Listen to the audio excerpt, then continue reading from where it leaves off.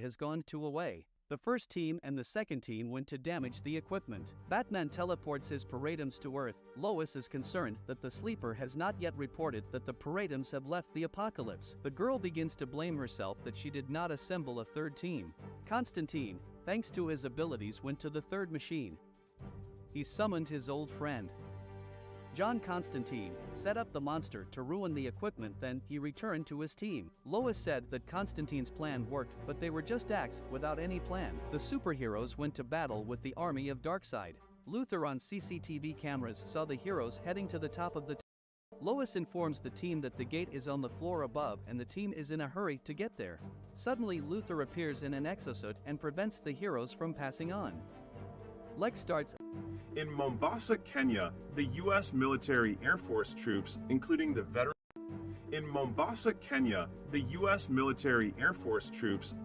veteran soldier Ray Garrison, are on a rescue mission. They are about to take down a group of mercenaries who have already killed 4 hostages and disposed of their remains. As they cannot locate the target, the troops receive a sitrep from their comrades that they will move to another location. Meanwhile, Ray finds the target area and hears the mercenaries talking inside a building. This prompts him to stand outside and impinge on the door, where the mercenaries make a response by firing from inside. Ray takes out a stun grenade from his pocket and throws it inside, making the mercenaries temporarily blind as well as lose hearing and balance. He then immediately asks, despite the lieutenant's order, to hold on to the breach, single-handedly taking out all the targets with his rifle before going searching for further hostages. As Ray inspects the ground floor, he suddenly hears creaks on the ceiling, so he goes upstairs. On the second floor, he reloads his rifles and shoots more of the mercenaries. Once they are all down, Ray throws a smoke grenade into a room and silently enters, where he finds the last mercenary pointing his gun at the hostage's head. He slowly approaches them, but stops when the mercenary orders him to drop his rifle. Afterward, he inquires about what the mercenary wants, learning that he needs Ray's forces to pull back and a helicopter to flee with. Ray orders his teammate to hold fire while negotiating a deal with the mercenary before providing him with a chopper. He asks the mercenary where he keeps the phone, and as soon as the guy turns his head to show him, Ray pulls out the gun and shoots him. This leads Ray and his troops to a successful rescue operation as they get their target hostage secured from the mercenaries. After that, the U.S. military aircraft transports them to Aviano Air Base in Italy, where the U.S. Air Force has permitted them to spend their vacation anywhere inside the country. Since that is the case, Ray feels happy to be able to reunite with his wife, Gina Garrison, who is waiting for his arrival on their base. They will finally get the opportunity to spend time together and enjoy the holiday by going to a coastal village in Italy located on the Amalfi Coast.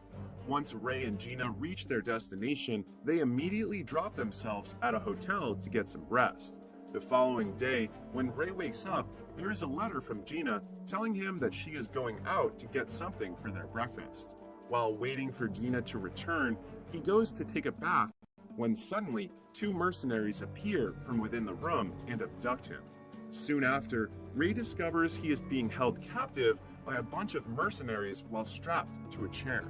Martin Axe, the leader of the group, eventually appears in front of Ray and confronts him about the involvement of the U.S. military in their objective to take hostages.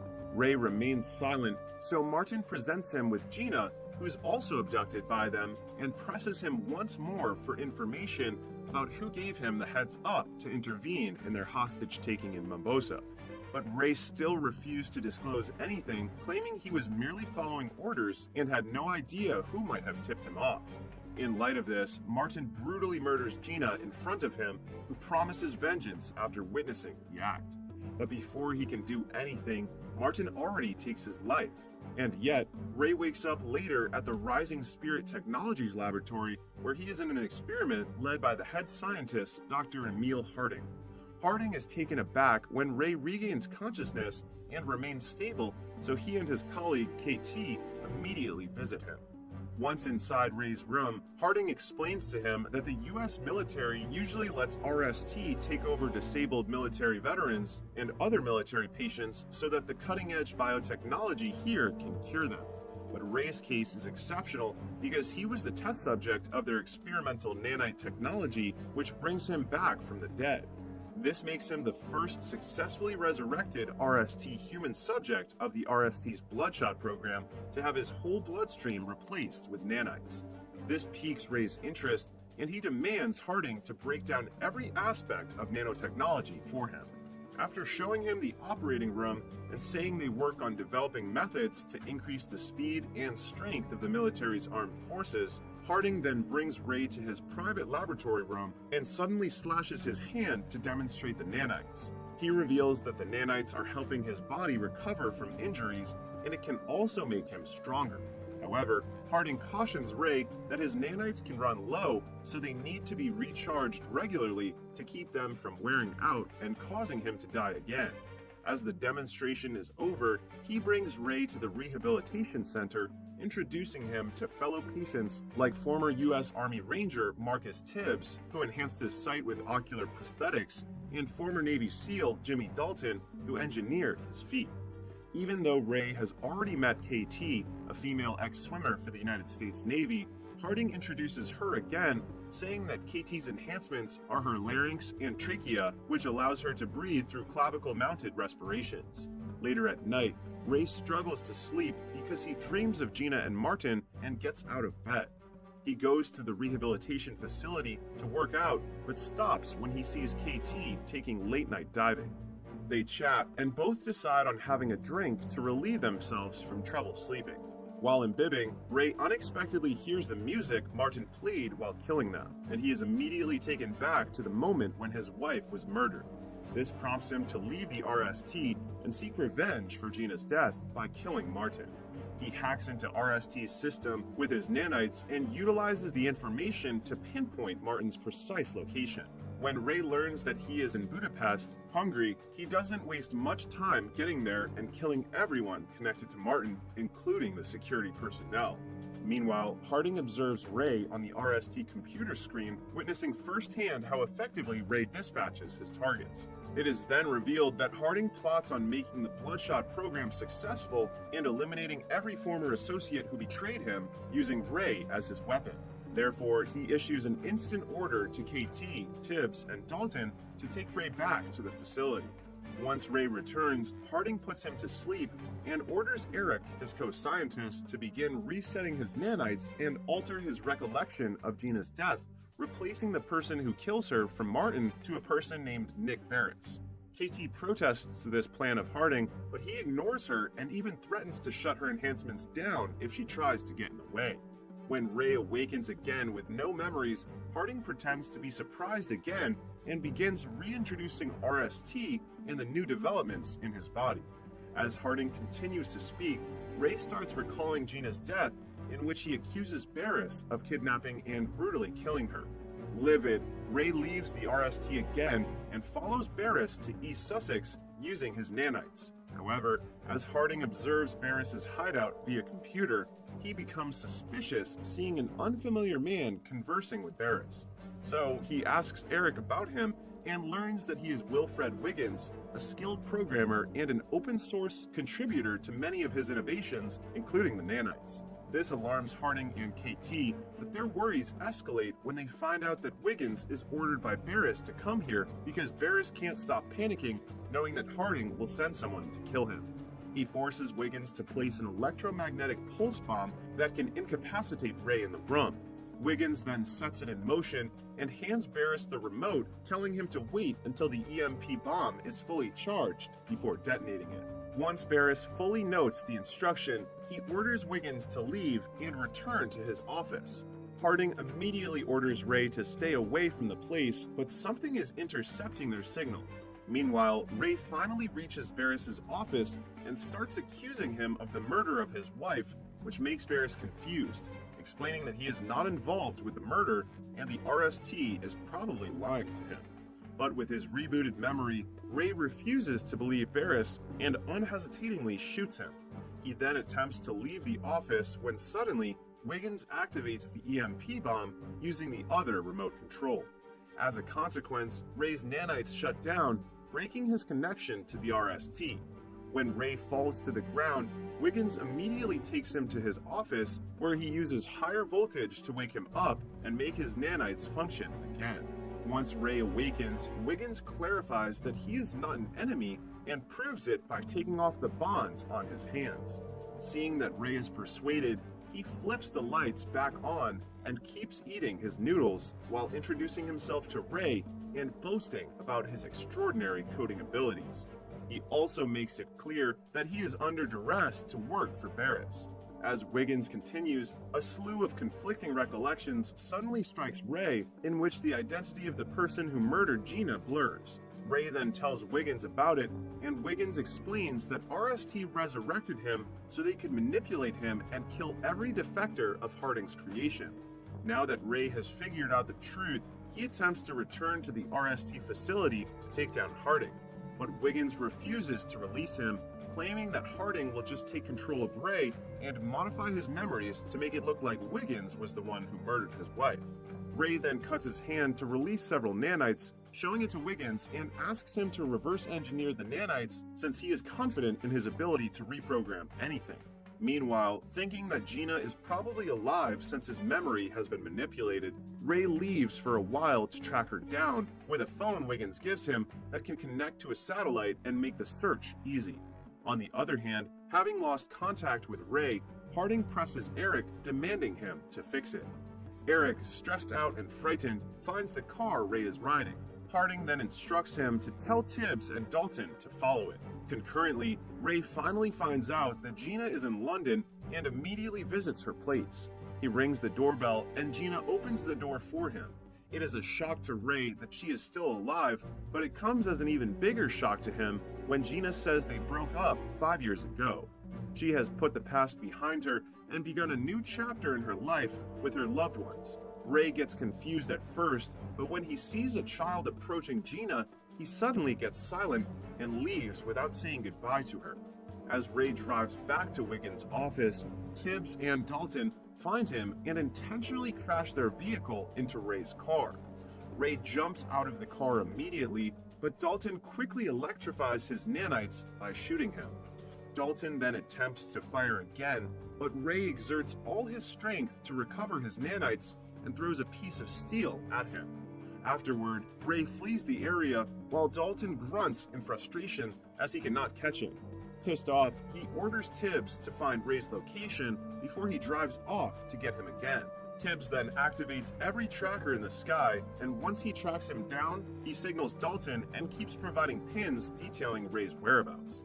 Dalton catches Ray on the road, but both of them are driven over by a truck, and Dalton's robotic legs break. Conversely, Ray's cybernetic upgrades keep him from ever getting hurt. Ray then rushes over to attack the vulnerable Dalton, but Tibbs thumps a jackknife across his back, rendering him unconscious. Afterward, they take Ray back to the RST laboratory to reset his nanites and modify his memories.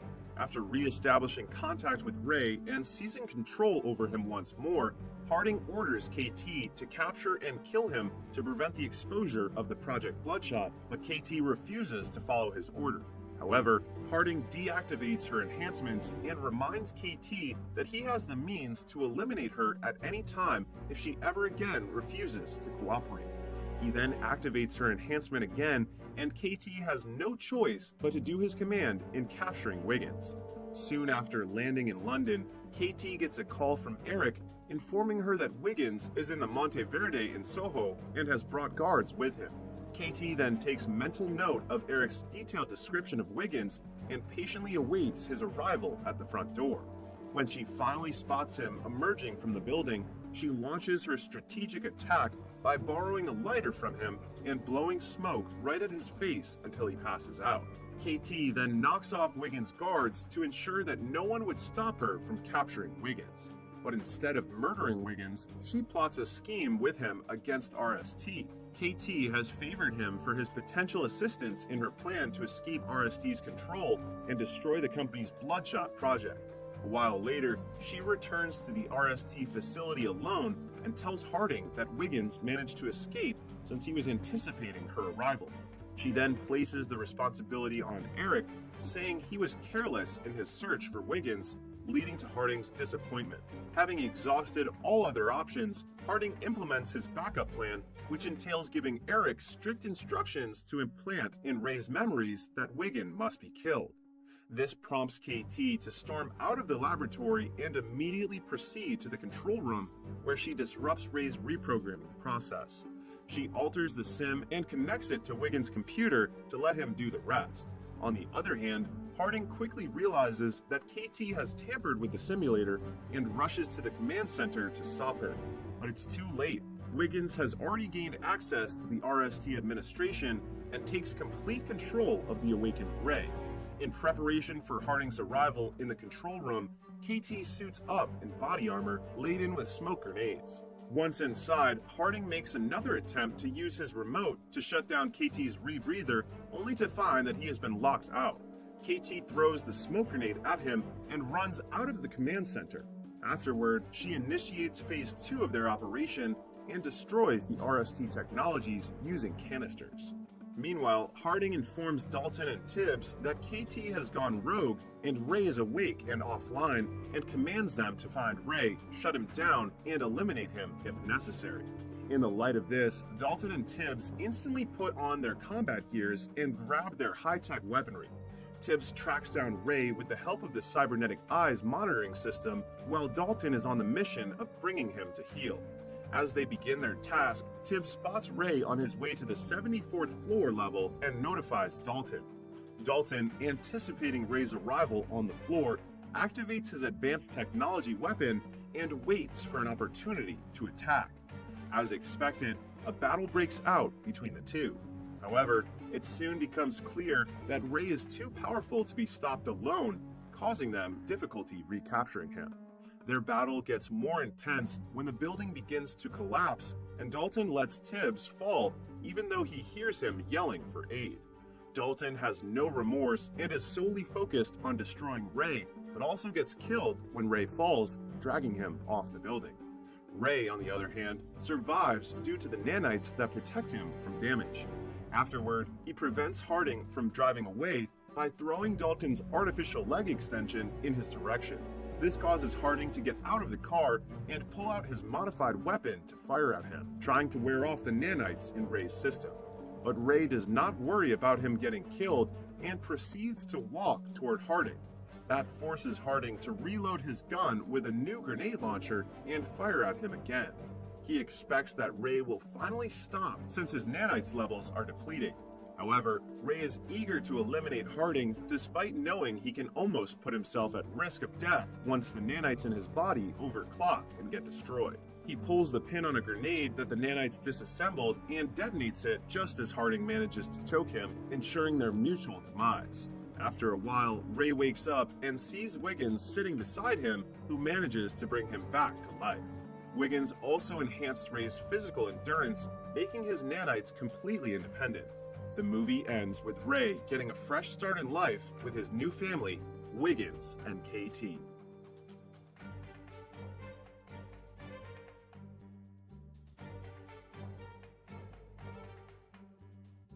"800 years ago, Calder and his friends are working as witch hunters, looking for the witch that has cursed their town with the Black Plague, which has killed dozens of families.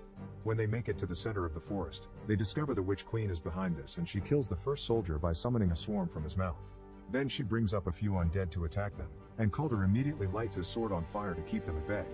A fierce battle ensues, and while his friends defend themselves from the evil creatures, Calder goes after the queen, only to find a toy on the ground that reminds him of his dead family. Calder realizes this isn't real, and when he snaps out of the illusion, he begins fighting the Witch Queen directly. The queen pushes him through a hole on the tree and traps him with her roots, but Calder lights the sword again and starts a huge fire.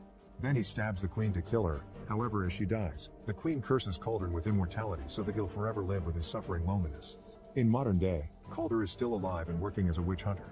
Currently he's on a plane, and when he breathes against the window, he sees a symbol indicating the presence of magic. Using a pin on a glass of water as a compass, Calder finds the witch and gets rid of the person on the seat next to her by spilling the water on his lap. It turns out this witch is traveling with some ancient runes in her bag, and that's causing a storm that will make the plane crash soon. In fact, the plane suddenly begins to shake, but Calder grabs the runes and deactivates them, making the storm instantly go away. Sometime later, Calder visits his dear friend the 36th Dolan, who works for the Axe and Cross organization like him. It's revealed that witches still exist and are allowed to live alongside humans as long as they don't use magic against them. Calder only intervenes when it's necessary to keep peace. The Dolan will be retiring soon after 50 years of service, so Calder gives him an antique pen to. He also learns that his friends has already chosen the 37th Dolan, a young man that vows to watch out for Calder. Afterward, the 36th Dolan takes a cab to go home while the mysterious Belial watches from afar. The next day, Calder receives a call informing him that the 36th Dolan died in his sleep last night. Devastated by the news, Calder goes to watch the ceremony in which the young man is officially declared 37th Dolan with a burning mark on his arm. Then the two of them go to the dead Dolan's apartment to investigate the death. Calder uses the usual tricks to check for elemental magic, like the breath on the window and a lighter, but there aren't any signs. However, when he's about to leave, he finds 3 dead insects and finds it suspicious. He uses a special powder on the floor and reveals a pentagram, which suddenly explodes and makes runes appear on the walls. This confirms the entire room has been cursed with the rare black magic and that his friend was murdered. When looking further, Calder discovers the pen is gone. He also finds a book with a bloody fingerprint and begins suspecting the new Dolan, but the guy reveals his burned hands to prove his innocence. When he was a kid, some witches set his house on fire, and it had been Calder who saved him from it. Afterward, the duo goes to the local bakery and force their way into the kitchen, where people are cooking with creepy ingredients. The powerful witch Max is there selling illegal uppers and tries to escape with a cloud of butterflies when he hears them, but Calder blocks his way by capturing the butterflies in a jar. Max says he knows nothing about a user of dark magic, but after Calder insists with a threatening tone, Max explains he sold a forbidden herb to a stranger. Max is blind so he can't describe the guy, but he smelled the scent of arsenic and rotten apples on his body. This gives Calder the idea the killer is in a funeral parlor near an apple tree, so he sends the Dolan home for his safety and goes to investigate alone. Meanwhile, a kid is shocked to find a trail of gummy bears on the streets and follows it to find a beautiful gummy tree near a bright house where Belial is watching. When the kid grabs the gummies, Calder stops him and reveals they are actually rotten apples. The house turns old and ugly, and when Calder enters to investigate, he finds a young scared girl. Calder approaches her only to discover she's a warlock in disguise called Alec. The warlock tries to attack Calder and stabs his hand before running away. Calder's wound quickly closes and goes after Ellis, throwing a knife to stuck him on a wall. After finding Dolan's gift pen, Calder knocks Alec out and takes him to the Council of Witches, where the 37th takes the chance to punch Alec for revenge. The council leader Glazer uses card reading to prove Alec is guilty, and she ignores Calder when he says Alec couldn't have been working alone considering the powerful spell he used. Glazer summons a terrifying creature known as the Sentinel and feeds Alec to it without hesitation. Then Calder notices a dead insect on Glazer's clothes, giving him an idea. He checks on the 36th Dolan's body and uses a carved candle to prove the presence of magic. Then he checks Dolan's neck and finds another insect that proves he isn't dead. He's actually been cursed by old-school black magic. The only way to get rid of the curse is to kill the warlock that cast it. Since Alec is dead, this proves he was working for someone. Calder also notices a cut on Dolan's finger and goes to recheck the book, finding multiple bloody fingerprints left on purpose to form a message. Remember your death. Since Calder doesn't remember his early life, he goes to a witch bar for help. His mere presence scares all the witches away except for the owner Chloe, who Calder asks for a memory spell. Chloe is hesitant to help a witch hunter because he hunts her kind, but she accepts when Calder explains it's for the sake of a friend. She proceeds to put a memory potion inside a cherry, and when Calder eats it, he suddenly finds himself in the cursed woods, seeing his own charred corpse kneeling on the ground. However, when he's about to see more, Belial shows up and pulls him out of the spell. When Calder suddenly finds himself chained to the floor. By breaking his fingers, he manages to get his hand through the cuffs and frees himself before going after Belial, triggering a fight. Unfortunately, Calder is still under the effects of the spell and keeps seeing hallucinations, so he can't fight well. Belial uses the chance to set the bar on fire, leaving Chloe to bring Calder back from his trance. Calder thinks she's the queen and tries to kill her, but she blows a powder into his face and wakes him up just in time. Calder tries to catch Belial again, but Belial opens a root hole on the floor and disappears. Chloe tries to use a fire extinguisher to no avail and laments the loss of her bar because it's all she had, so she says Calder is a monster like everyone says. Later in the evening, Chloe hears a weird noise in her apartment and suddenly all the lights explode, allowing roots to open another hole in the floor and drag her down to hell. Chloe tries to struggle free from their grasp and notices Calder's hand helping her, but at that moment she wakes up and finds herself in the cathedral. Calder and the 37th Dolan are researching Belial, and Calder asks Chloe for help again, convincing her to collaborate to get revenge for her bar.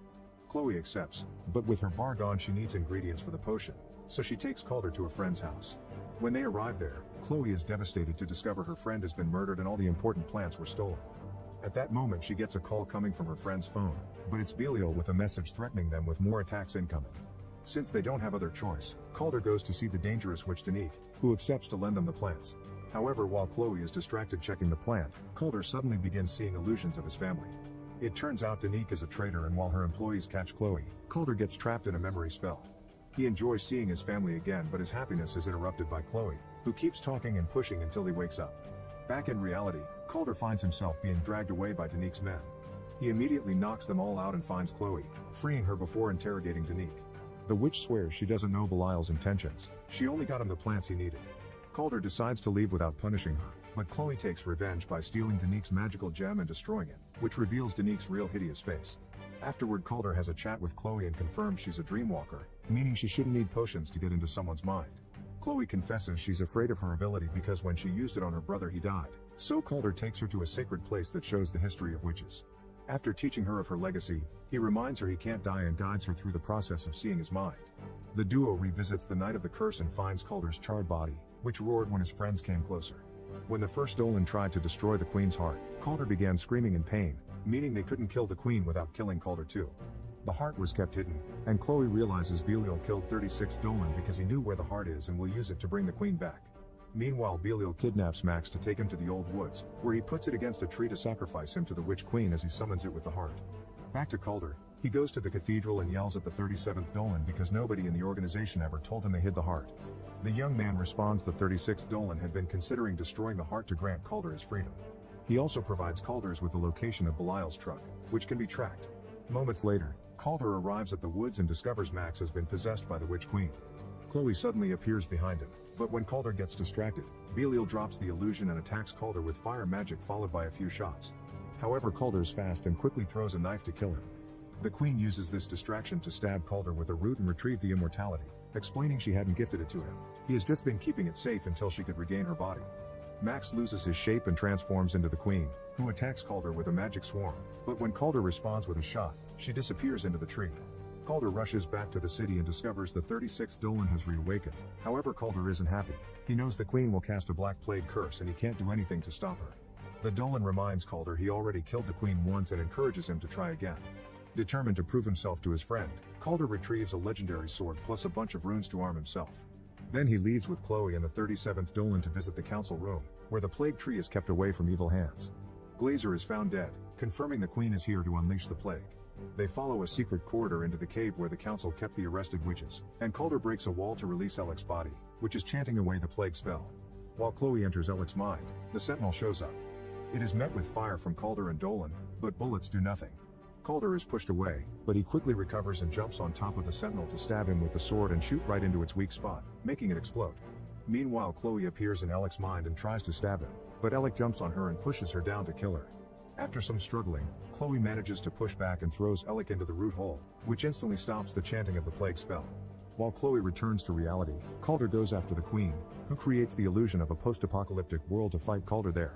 Because Calder is mortal now, every hit leaves a scar on him.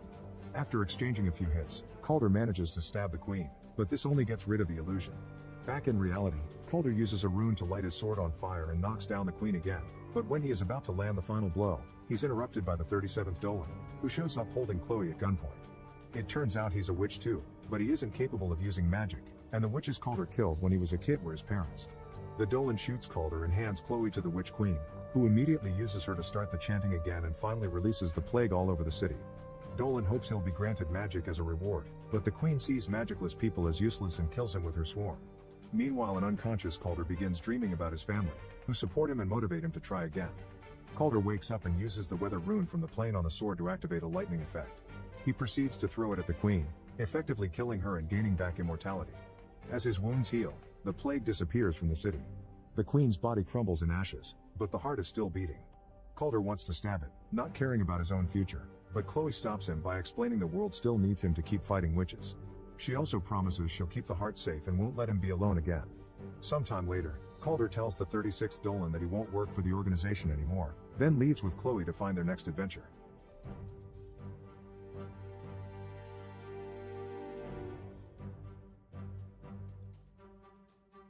Steve Rogers is a small, skinny kid who constantly gets bullied by those around him. It's the middle of World War II and he decides that he wants to enlist in the military to help out. But he's half the size of every other man there, and has a bunch of different conditions and diseases. He's so pathetic that the army refused to let him join as he would be too much of a liability. He respects everyone that fights for their country, and his only wish is to do the same. Steve hates bullies and stands up to them whenever he has the chance. However, it usually ends with him getting beaten up and thrown around like a rag doll. He does have one friend, Bucky Barnes, who defends him whenever he can. Unfortunately, Bucky is leaving to go to war tomorrow, so Steve will soon be all alone. They decide to spend one last night together at a science expo and meet with two pretty girls. But they are both interested in Bucky and neither one of them pay attention to Steve. Probably because he's 5'3". A man named Howard Stark is on stage showing off his new invention, a flying car. Even though it fails, everyone is still impressed. While Bucky is distracted by the show, Steve sneaks off to try and get into the army again. There is a recruitment center at the expo. His friend tracks him down and tells him it's a bad idea. Even if he gets into the army, he is too weak and could end up dying. Steve insists on trying again. He believes it's his responsibility as a man to protect those around him. A strange doctor overhears their conversation, and when Steve tries to enlist, the doctor enters and starts asking him questions. He finds out Steve has applied to join the army over 5 times and wants to know why he wants to kill Germans so badly. Steve explains that he doesn't want to kill anyone and just hates bullies. The doctor decides to give the skinny kid a chance and approves his enlistment form. Meanwhile, a German man named Johann Schmidt is trying to build weapons of mass destruction. He has recently discovered a blue glowy cube known as the Tesseract, and wants to use it to help Germany win the war. With the help of his assistant, he manages to harness unlimited energy from the Tesseract, and realizes that he can use this power to take over the world. Elsewhere, Steve is going through basic training.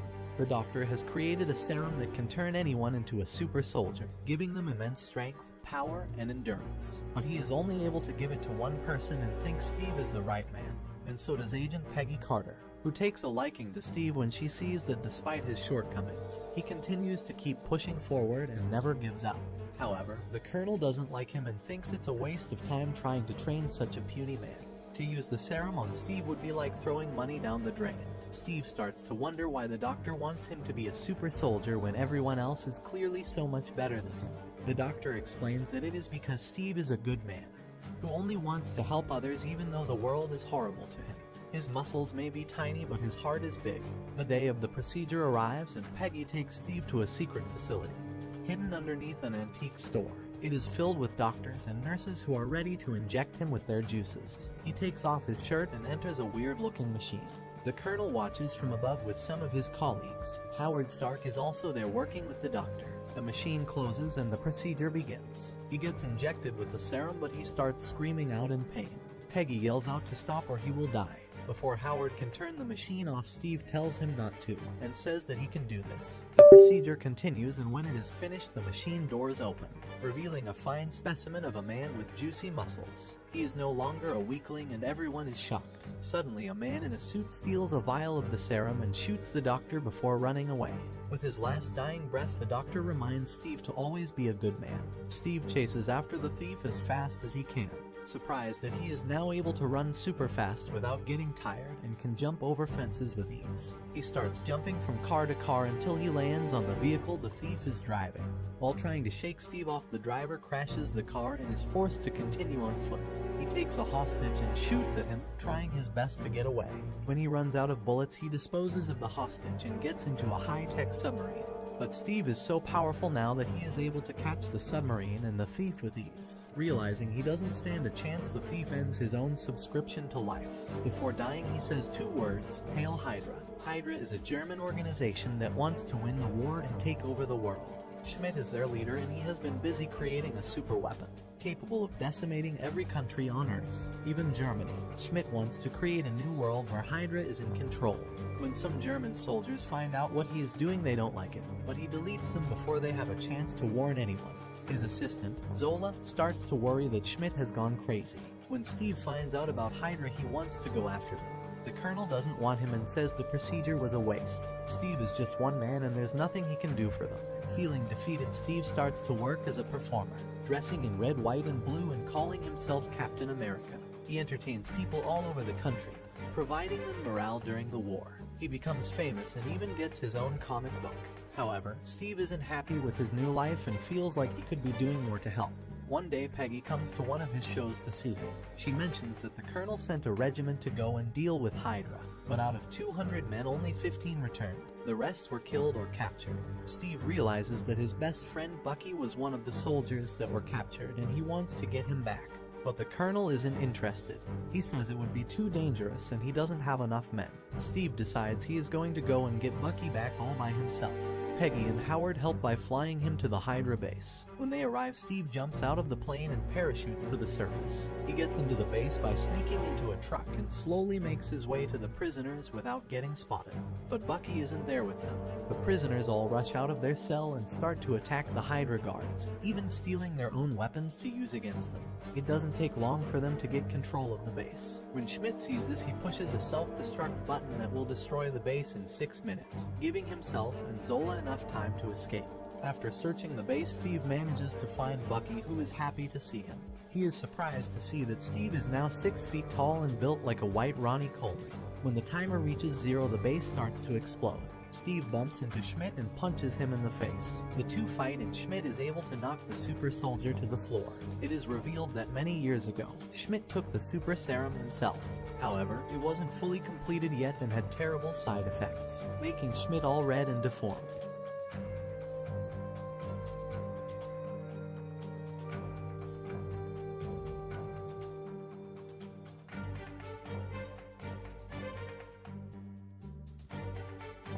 Then he takes an elevator to the roof where he flies away, leaving Bucky and Steve to die in the burning building. A while later, the Colonel and Peggy start to worry about Steve and believe that he is dead. Suddenly, a group of soldiers emerge from the forest. It's the regiment that were originally captured, with Steve and Bucky at the front, leading them. They are all still alive, and the Colonel is happy to see them. All the soldiers cheer for Captain America. After earning the Colonel's respect, Steve puts together a team of soldiers to take down Hydra. Over the past year, he has grown from an invisible weakling to a famous hero, and he starts to get a lot of attention from women. One of them even kiss him, which makes Peggy jealous. He talks with Howard about designing a new Captain America uniform and even gets a new shield, made of vibranium, the strongest metal in the universe. With his new team, he travels to Hydra bases all around the country, taking them down. He is finally the soldier he always dreamed of being. His next mission is to hijack a Hydra train and capture Zola.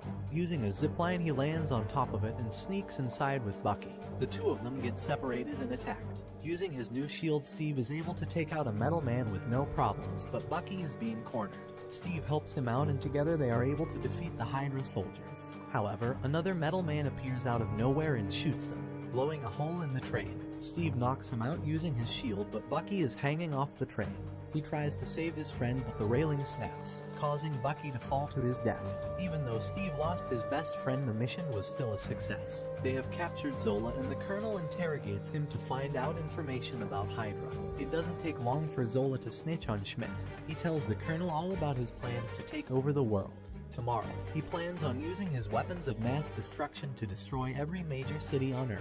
Elsewhere, Steve mourns his friend while Peggy comforts him. He says that he is going after Schmidt. He's not going to stop until all of Hydra is dead or captured. Schmidt is in the final Hydra base, which is hidden in the Alps. The next day, Steve rides there on his motorcycle looking for revenge. He takes out some soldiers and a tank, then he crashes his bike into the front door, blowing it up. He does his best, but there are just too many soldiers and he gets outnumbered. They capture Steve and take him to Schmidt, who beats him. Bullets fly everywhere as Hydra tries its best to survive. Schmidt realizes his plan is falling apart and starts to fly away on his super jet. The Tesseract is on the plane, and with it he can rule the world. Steve runs after him, but he isn't fast enough. Fortunately, the Colonel and Peggy arrive just in time to offer him a ride. Using the car, they are able to catch up to the plane before it takes off. Steve gives Peggy a sloppy kiss before jumping onto the wheel, safely making it onto the plane. He sees a bunch of bombs which are all labeled for different cities. If he doesn't stop Schmidt, a lot of people are going to suffer. He makes his way to the cockpit where he finds the Red Man. The two of them get into an intense fight and almost cause the plane to crash. But luckily, Schmidt manages to put it into autopilot. He then shoots at Steve, gloating about how he will be victorious. Steve dodges his bullets and throws his shield, which hits the bony demon and also the Tesseract, causing it to malfunction. Schmidt picks up the cube, hoping to fix it, but it starts to burn through his hand. The Tesseract is too powerful and he never should have messed with it. A wormhole opens up above the two of them and Schmidt gets sucked in, leaving only the cube behind. The Red Skull has been defeated, but Steve still has to deal with the bombs and he doesn't have a lot of time. He realizes that he is going to have to crash the plane. It's the only way. He talks with Peggy over the radio and explains everything to her. She's really upset as she enjoyed their sloppy kiss earlier. Steve crashes the plane into the Arctic, saving the world but sacrificing himself. World War II ends and everyone is happy. However, after years of searching, no one can find Captain America's body or the plane that he crashed. It got lost in the ice until 66 years later when his body was found frozen. And surprisingly, he was still alive after all this time. After being unfrozen, he wakes up in a hospital in New York and is greeted by a cute nurse. He quickly realizes that something isn't right and tries to leave the hospital. When he realizes it was fake, he runs into the street where he is shocked by what he sees. He was in the year 1945, but now all of a sudden it is 2011 and everything is different. A black guy in an eye patch comes along and explains to Steve that he has been asleep for almost 70 years. The movie ends with Steve realizing that this is all real, and his old life is gone.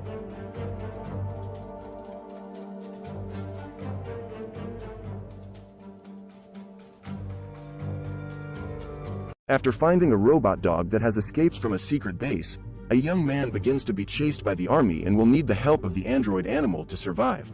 Today we're going to recap AXL. At Crane Laboratories, a company that supplies weapons to the army, the chief designer named Andric is trying to create a war dog called Axel, when during the first phase of testing, the prototype goes out of control and ends up escaping from the lab. To retrieve it, the man asks the assistant engineer to release the drones that begin searching for the lost creature. While his devices are searching, Andric receives a call from Captain Alicia Weber, the army representative who hired Crane to build the AXL, tired of waiting. The woman says that the demonstration will take place in 2 days and asks for immediate access to the prototype, but as the drones haven't found it yet, Andric has to string the American army along until they recover Axel. A young man called Miles is taking part in a motocross race when, at the last corner, he ends up being hit by another competitor and falls off the bike with such force that his chain splits in half. Frustrated, Miles carries the vehicle to his father and asks for the extra chain, but Chuck replies that was already the spare and now they don't have any. In order to continue in the race, the man goes to the pit of another team's competitor and asks if they have a chain to replace the broken one.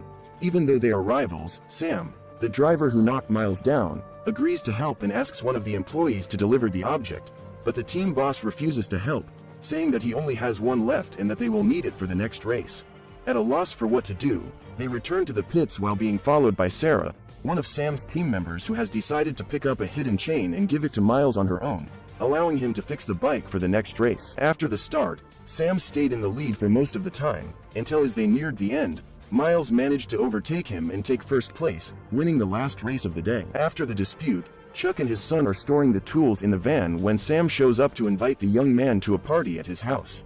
As he has to work the next morning, Miles refuses the invitation and Chuck waits for his opponent to leave to try to convince his son to go, because according to him, Sam's father has a lot of contacts, and if they manage to make friends, maybe they can get a sponsor so they don't have to ask for chains next time. Convinced by his father, Miles goes to the party where Sam and his friends are doing stunts and broadcasting everything live to show off in front of everyone. Sam takes an industrial blowtorch and asks his friend to burn it while he sets fire to an abandoned car, but Miles doesn't feel comfortable and decides to go somewhere else while no one is looking. From the pool, Sarah sees the young man leaving and decides to go after him, finding him in the garage with Sam's motorcycle collection. After staying late at the party with the girl, Miles goes home and starts washing his bike on the sidewalk when Sam passes by and invites him to record some videos on the track. Even though he's sleepy, the young man accepts and does several maneuvers one after the other.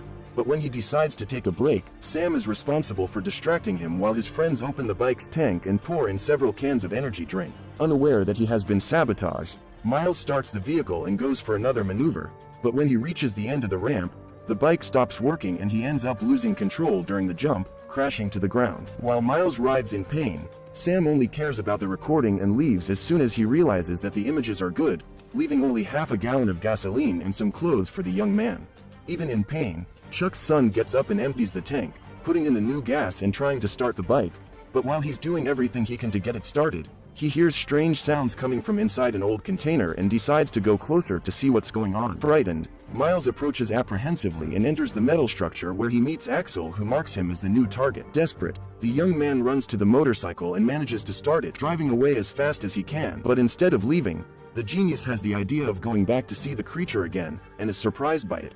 With almost half a ton of steel rushing towards him, Miles speeds up as fast as he can and uses the abandoned buildings to try to lose Axel, causing the creature to hit a truck. Even so, the cyberpunk dog is still after him and Miles decides to jump down a ramp, causing Axel to activate Boost to try and catch up with him in the air. Because of this, the dog ends up making a mistake and flips over at an absurd speed, crashing into some hardware. From afar, Miles hears Axel's sounds of pain and decides to go closer to see what has happened, finding the robot badly damaged and with a steel beam through its shoulder. As the young man approaches, Axel becomes even more stressed and his self-destruct protocol begins, but with less than a second left, Miles manages to reassure the android dog, which cancels the explosion. With the creature calmer, the young man pulls the object through his arm and is automatically put on Axel's list of trusted people, who send his software to the young man's cell phone. Looking at the application, Miles sees that the dog needs maintenance and takes it into the container, spending the whole night repairing it with a kit and some parts from his own motorcycle, as well as using the rest of the gasoline to refuel it. Able to walk again, Axel gets out of the container and starts sniffing Miles, who decides to take his muzzle off. Finally free, the dog asks to play and starts running around the abandoned buildings with the human, but while they're having fun, the crane drones manage to locate them and one of the engineers suggests deactivating the robot. Observing his creation's interaction with the human, Andrik realizes how many things Axel has learned from the young man and decides to leave the two of them alone for a while longer, connecting the cameras in the dog's eyes for monitoring. At home, Sam is watching the video they made the day before when Sarah shows up asking for the exact location of where they left Miles, going to the abandoned building to look for him. As soon as he hears the girl's voice, Axel goes into defense mode and rushes towards the vehicle, jumping on the bed and breaking the truck while trying to hit Sarah. Desperate, Miles runs towards the two and manages to calm the dog down, making it see the girl as part of the team. After this, the trio are camping when Sarah says that Axel must have been created by the armed forces and tries to convince Miles that they should return it, but the young man argues that the robot is full of bullet holes in the bodywork and that they weren't taking good care of it, so he has no intention of giving it back. Back in Crane, the engineer begins to check the young men's data and discovers that they both have financial difficulties, suggesting that they will accept any amount they offer, but Andrik insists that they should leave them with the robot, as it learns new things every second it spends with humans, greatly advancing the research work. The next morning, Axel unhooks Sarah's truck and the three of them set off for town, but as no one can know about the dog, Miles covers it with a tarpaulin and starts to fuel up the vehicle. While the young man scavenges coins from the glove compartment, Axel hacks into the pump system and releases the fuel, filling the tank without them having to spend a penny. To top it off, the robot hacks the ATM and makes it spit out all the bills inside, giving them more than $1,000 and forcing them to flee before they attract the attention of the police. At home, Sarah's mother asks Sam if he knows where her daughter is and the young man shows her location in real time, offering to go there himself to see if she's alright. Unaware that Sam is coming, the girl takes Miles and Axel to an abandoned building where she usually does graffiti and tells them that the robot can be hidden there. Impressed by the drawings, Miles asks Sarah to show him some more of her art and the girl decides to graffiti a feather, which ends up making Axel assimilate the figure with Crane's symbol and start projecting a sort of instruction manual on the wall. After the hologram ends, the robot ejects the admin control and Miles places his thumb on the fingerprint reader that pierces his finger, using the blood to pair him as the new admin and owner. Just then, Sam arrives at the place and Sarah asks the others to hide while she talks to him, but during the discussion, the spoiled teenager starts to get aggressive with the girl and Miles shows up to defend her. For no reason, Sam starts making fun and tries to punch him, but the young man manages to dodge and Axel jumps on the aggressor. With Sam immobilized, Miles asks the robot to take him to the truck and starts threatening him never to go near the girl again, leaving Sam terrified. After making him promise to leave everyone alone, Miles allows him to leave and thanks Axel for defending him, but Sarah is not at all happy with what has happened and starts saying that he has ruined her life. According to the girl, her mother works for Sam's family and they both live in his house, so now he can fire them and they'll have nowhere else to go. Understanding the complexity of the situation, Miles asks her to go after him and try to apologize, but Sarah rejects the idea and says it's better that they resolve the Axel situation first. She suggests they go home and tell Chuck what's going on, but for some reason Miles decides to leave the robot alone even though Sam knows its location. At home, the two explain to Chuck everything they've discovered about the dog, while Sam takes his friends to do a live show of the robot for everyone. With a gallon of fuel, the young man starts whistling and manages to get the robot's attention, but as Miles has asked him not to hurt Sam, Axel doesn't take any aggressive action. Apprehensive, Sam asks his friend to record, while he makes a trail of gasoline in front of the dog. Wondering where this is going, Hendrik sends 2 teams of agents to rescue Axel, but they are still a long way off and will take more than 2 hours to arrive. Back in the abandoned building, Sam throws a ball in the dog's direction to get him to come closer and picks up the blowtorch to burn the gasoline. Analyzing the object, Axel manages to identify that it is a weapon, but still does nothing to defend himself, standing still while the two approach. At home, Miles asks his father what they should do and he suggests that they return the creature, but while they are arguing, Sarah sees Sam's live and interrupts them, saying that they should go back as soon as possible, making the young man leave and leave the admin key behind. With no one to stop him, Sam turns on the blowtorch and sets fire to the gasoline, which explodes right under the robot, damaging the system and putting it into safety mode. With what little energy he has left, Axel communicates with the two via cell phone and gives them the location of a workshop where they can start cleaning and repairing. After working all night, the couple manages to reset the robot circuits, which programs a system reboot for 2.5 hours from now, leaving them with nothing to do. While the two wait, Chuck is visited by one of Crane's agents who threatens him to enter the house and search it. After confirming that Miles is no longer there, the man asks if Chuck has seen the admin key and he replies that his son's things are in the garage, leaving the agent to search, while he takes the device from the table and hides it in a safe place. With that done, Chuck takes his bow and manages to overpower the employee, disarming him and handcuffing him to a chair. From headquarters, Hendrik sees that his agent has been captured and goes into a state of denial, but the engineer is tired of being ignored and takes advantage of the moment of distraction to send an email to Alicia telling her everything that has happened. Unaware that he has been betrayed, Hendrik manages to track down Axel and sends his remaining units to capture the three, but while they are searching for the humans, the reboot is completed and the robot begins to attack them.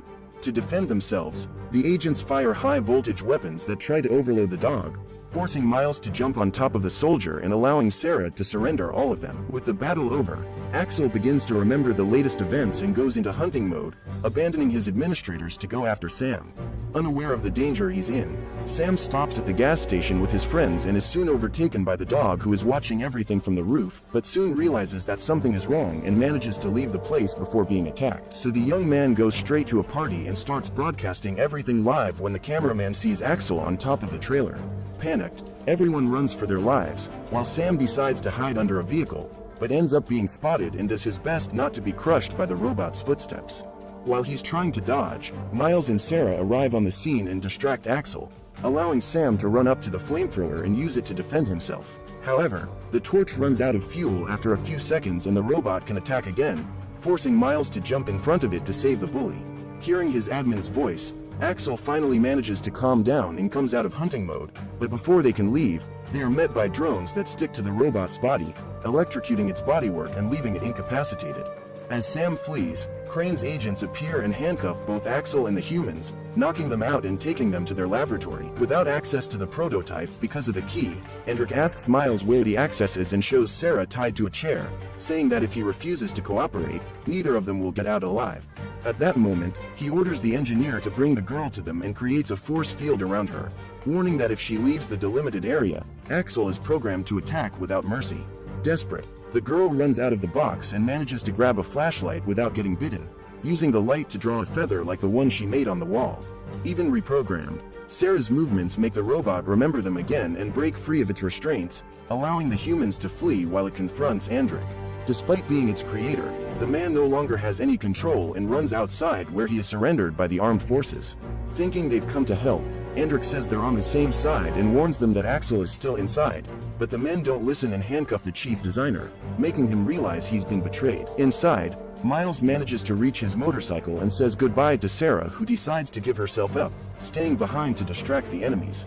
Sacrificing herself for the man she loves, the girl surrenders and is captured for interrogation. But while the soldiers put the handcuffs on, Miles takes advantage of their distraction and jumps out of the building, fleeing in a northerly direction while the army uses helicopters and other resources to catch up with them. While fleeing through the mountains, Axel begins to scan the terrain and discovers that they are heading straight for a cliff and that if they don't stop in time, they will fall more than 180 meters. Even so, the two friends don't give up and accelerate as fast as they can, suffering a nasty fall into the abyss. When he gets up, Axel realizes that Miles' arm is broken and decides to sacrifice himself to save the administrator, saving all the data in the cloud and activating the self-destruct, while running towards the helicopter. At this point, The drones reach the robot and begin to electrocute it, but Axel doesn't give up and continues to lure the aircraft away from Miles. When he gets to a safe distance from the young man, the dog starts the countdown and stares at the admin for a few seconds, then turns towards the helicopter and detonates it. After the explosion, the soldiers surrender Miles and decide that they need compensation for all the risk they have suffered, paying for a scholarship for the two of them at robotics college. Living together, the two adopt a husky puppy and go for a weekend at the beach, but during their break, Miles receives an envelope from his father containing the administrator key and decides to touch the fingerprint reader, causing the application to be installed on both their cell phones and activating the assembly module. What did you think of this movie?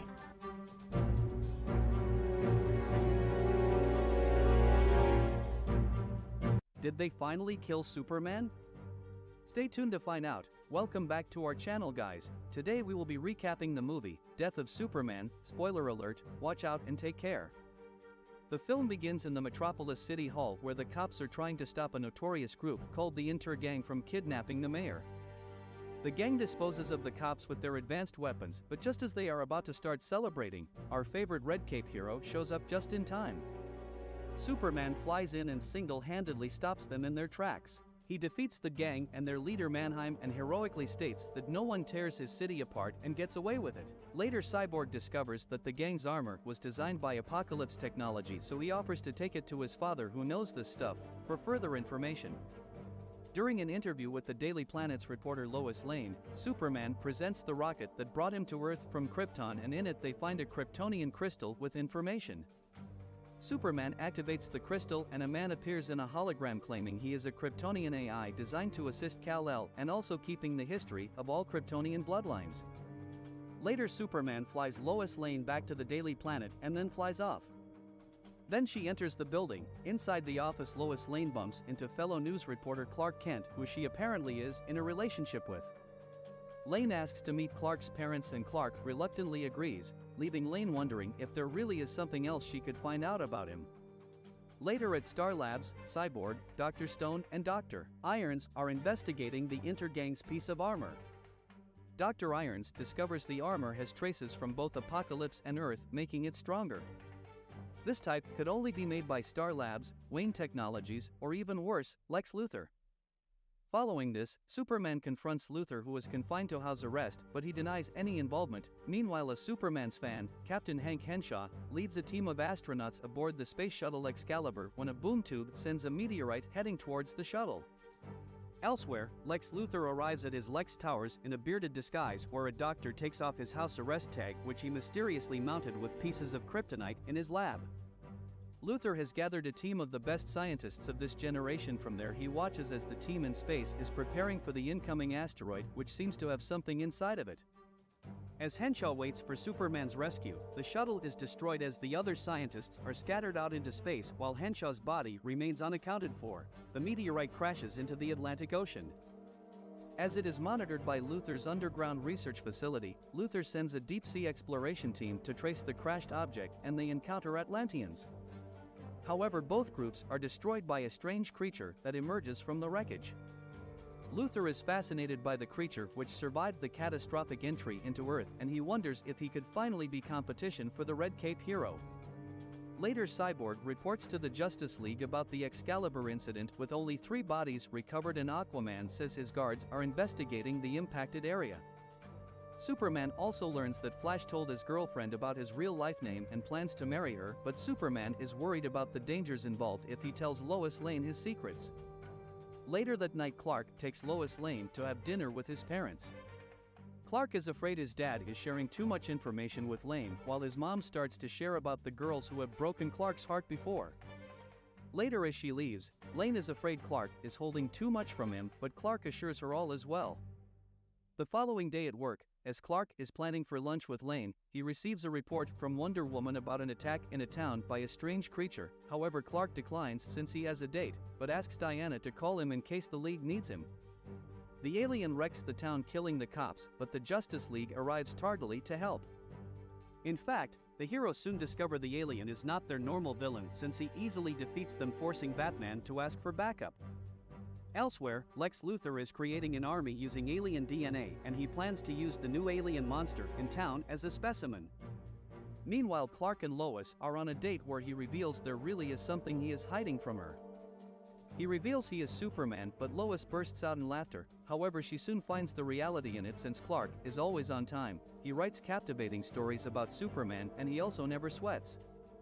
Lois Lane soon turns to receive a call from her new news team informing her about the ongoing monster situation in Metropolis, which has already taken down half the Justice League. When she turns back to notify Clark, he is long gone, leaving behind a note outlining his last secret, which is he loves her. Superman arrives on the battlefield to find his team all busted up. All the citizens watch the news to see if he meets the challenge. As the fight rages through Metropolis, Luthor notes the creature now termed Doomsday by Lois Lane is a killing machine programmed to wipe out entire civilizations. The monster defeats Superman and Lex Luthor arrives wearing a battlesuit to join the fight. He asks Lois Lane to keep the camera rolling, aiming to become Metropolis' true protector, but he is defeated and Superman saves him. The monster is about to kill Superman, but his girlfriend Lois Lane appears and confronts the monster, which now turns towards her. The monster heads to kill her, but Superman summons his remaining strength and charges at him. He breaks its neck with his punch, killing it, but unfortunately, the monster had in turn sunk its alien claw in Superman, fatally wounding him. Lois runs to Superman and notifies him he just killed the monster and saved everyone. In her arms, Superman reveals he was truly lucky to have met her before he closes his eyes, leaving Lois teary-eyed and the Justice League members in grief. The news reports the incidents of Superman's death as the citizens watch in disbelief. Later, in a state funeral, the Metropolis City Mayor honors Superman as a hero and a friend to Metropolis while everyone mourns for him. The mayor also honors the Justice League members alongside Lex Luthor, who also gives a speech about how he misses Superman and his late-night visits at his balcony. Later, Superman's parents welcomed Lois into their family. Superman's top fan Bobby also mourns Superman and wonders why they had to take a hero like Superman and leave him around. At Star Labs, Luthor is cleared and tries to gain custody of Doomsday's body for a Project Cadmus, but he is denied. Suddenly, Superman's rocket starts itself up and flies off. Later, news reporter Jimmy takes Lois Lane to Superman's mausoleum, where they find his coffin open. They see a dark figure resembling Superman fly away, and the movie ends. In the post-credits scene, Dr. Irons appears forging Superman's logo onto metal armor. Elsewhere in the North Pole, Superman's ship lands and a Superman figure appears amidst a forming ice crystal structure, and finally a robot resembling Superman flies high above the Earth, bringing the movie to a somber end. Thank you for watching, guys. Please remember to subscribe to this channel for more animated recaps.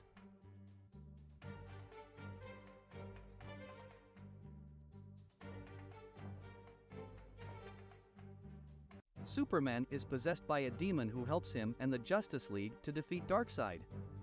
Welcome back to today's recap. Spoiler alert, watch out and take care. In the beginning of the film, John Constantine is lying in bed with his girlfriend Z, the couple of new members of the Justice League, and now they are at the headquarters. The girl is very concerned about her new profession and John calms her down. They wanted to go to bed, but Batman announced over the loudspeakers that all the heroes should come to the hangar. There, Superman explains to the new arrivals what is happening at the moment. He even shows the Team Apocalypse, Darkseid's home planet. He tells them about Darkseid's first invasion of Earth and claims that it was because of the first attack that the Justice League was formed. The second attack involved Cyborg, Superman, and his cyber forces. However, Raven, one of the heroines, gets sick during the superhero story, but she doesn't tell anyone about it. Diana reports that Apocalypse has infiltrated their dimensions and released drones, after which he retreated again. Superman claims that soon Darkseid will try to take over the Earth. Flash is interested in Darkseid's intentions, and he asks what assumption Superman has, whether the villain will capture the Earth right now or it will happen in the distant future. Superman, in response to his question, shows pictures taken from the worlds captured by Darkseid. Justice League intelligence reports that the villain is sending his elite guards as an occupying force. Superman outlines that the team is faced with a real and very dangerous problem that they have to solve. Many team members offered to make a deal with Darkseid, but Superman was categorically against it. He states that the villain created a monster that once almost killed him, therefore the only way to win is to destroy Darkseid. Flash and Constantine argue that the villain does not deserve to die and war should be avoided because otherwise a lot of people will die. Superman still stands by his opinion. Next, Diana tells the team their plan, but there is a traitor in the midst. Through Cyborg's eye, Darkseid saw and heard what the Justice League was going to do in order to destroy him. The Justice League is off on their mission to save the world. Through the portal they moved to the apocalypse. Almost immediately ships began to attack. The scene changes to 2 years later. Planet Earth is enveloped in darkness. There are a lot of destroyed buildings and cities, and people do not go outside. Darkseid guards are patrolling through the streets. Constantine is in a bar drinking whiskey with his friend Etrigan. Clark Kent and Raven come for him. Superman reminds an old friend of himself, after which Darkseid monsters break into the bar and attack them. They defeat the monsters and a dialogue ensues between them. Superman looked different, his eyes were green and there was a green Superman logo tattoo on the skin of his chest. Superman claimed that it was because of liquid kryptonite so that he would not become a threat to Darkseid. This means the hero was deprived of his superpowers as a result. Raven feels terrible and hears a voice in her head. She soon gets better. They both came to the bar to take Constantine with them, but the man refused their request. Raven tried to manipulate Constantine, saying that his dead girlfriend would like to see her man as a hero. However, Constantine is not moved by these words.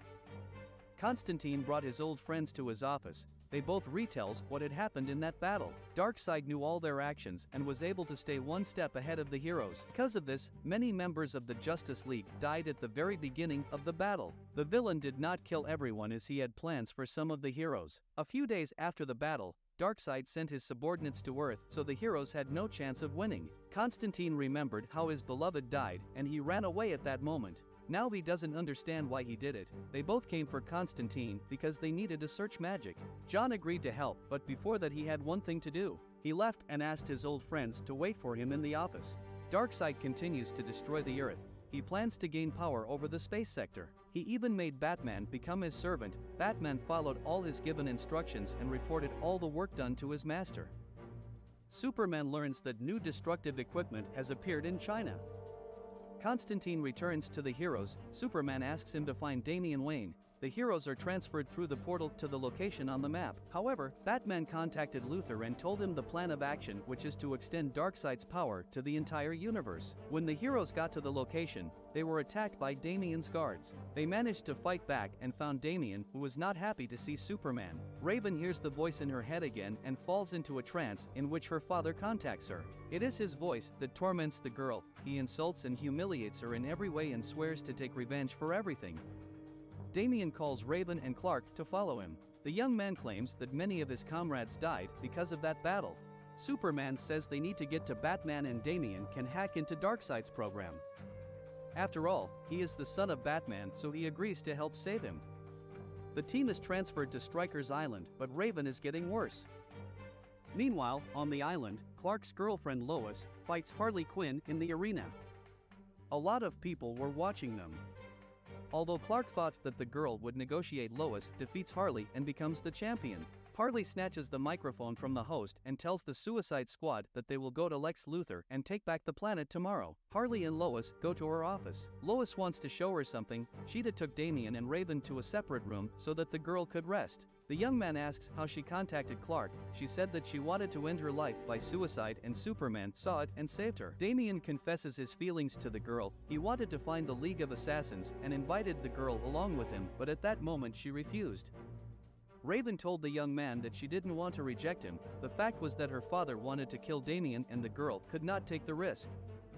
Lois shows the new allies and heroes the Darkseid machines that have appeared in China, the Congo, and on the shores of England. These equipment move the Earth's magma to Darkseid's base. The heroes need to blow up the apocalypse, but for this they need to lure out the Paradums, which consist of improved Batman's DNA. Lois suggests they do this by stealing 2 trucks, thus the Paradums will go from the apocalypse to Earth. Next, the team will capture Luthor's tower and teleport to the apocalypse and destroy it. The team will wait until Darkseid goes to away, then when they get to the apocalypse they will close the portal so that Darkseid does not get back. Without the apocalypse, the villain will not be able to destroy the Earth. Lois learns about all this information from the sleeper who was with Darkseid. He had been giving her information about the villain for months. The team needs to act as quickly as possible as the molten core of the planet will be depleted in a week. This plan is very risky, but the team has no other choice. Harley and Captain Shark found the truck and made their way to the Luthor Tower. Darkseid goes away and orders Batman not to bother him. The team is already inside the tower. The sleeper informs Lois that Darkseid has gone away. The first team and the second team went to damage the equipment. Batman teleports his Paradums to Earth. Lois is concerned that the sleeper has not yet reported that the Paradums have left the apocalypse. The girl begins to blame herself that she did not assemble a third team. Constantine, thanks to his abilities, went to the third machine. He summoned his old friend John Constantine, set up the monster to ruin the equipment, then he returned to his team. Lois said that Constantine's plan worked, but they were just acts without any plan. The superheroes went to battle with the army of Darkseid. Luthor on CCTV cameras saw the heroes heading to the top of the tower. Lois informs the team that the gate is on the floor above and the team is in a hurry to get there. Suddenly Luthor appears in an exosuit and prevents the heroes from passing on. Lex starts attacking the team, but Raven deftly handles him. Superman stops the action of the team and says that they need Luthor, however Damian does not agree with him. Luthor tries to justify himself and says that at the end of that battle he was surrounded and since then he has been forced to work for Darkseid. However, Lex was exactly the same sleeper who helped the team and transmitted all possible information so that the heroes could move forward. Luthor was really useful to the team as he knew all of Darkseid's plans, therefore the heroes took him with them. The teams that caused damage to More Machine and fought with the villain's drones, many of them were already dead. Superman puts on an exosuit that Luthor gave him. The exosuit and all the weapons that Luthor gave to the team consisted of kryptonite. Meanwhile, Lois decided to stay on Earth and make sure that the portal remained closed. The heroes teleported to the apocalypse where they were attacked by their old friends. Their minds were controlled by Darkseid. In this battle their team lost Edrigen. Constantine managed to free Diana's mind from Darkseid's control and she joined their team. Wonder Woman pointed the heroes to the tunnel that leads to the power generator and she decided to deal with the attacking opponents herself. Some heroes stayed in the tower with Lex and Lois. They decided to stop the monsters that have arrived on Earth since if they return to the apocalypse the plan will not work. Meanwhile the team reached the power generator. There they saw the Flash. With the help of his speed, the power generator was operational.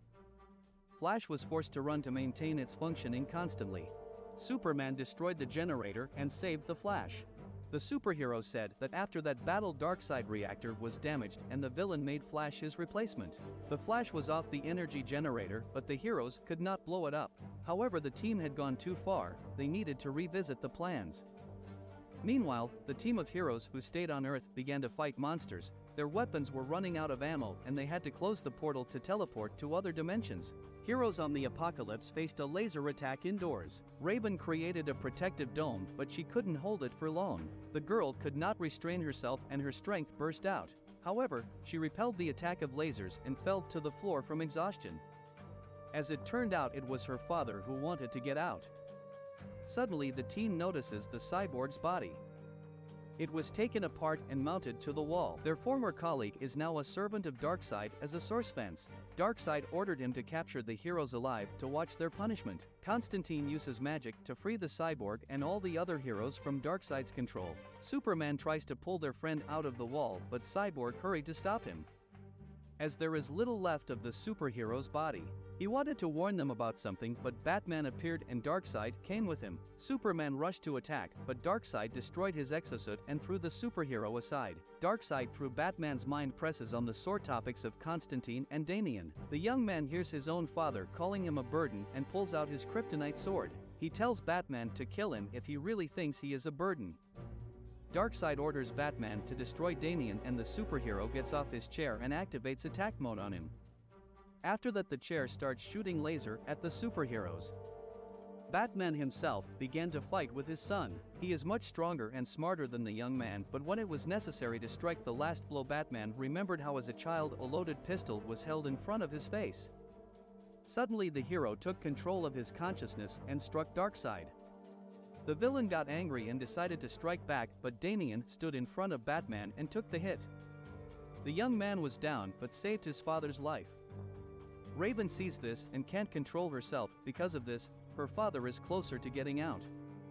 Constantine offered the demon his body to kill Darkseid, but the demon preferred Clark's body and possessed him. After that he killed Constantine and began to fight with Darkseid.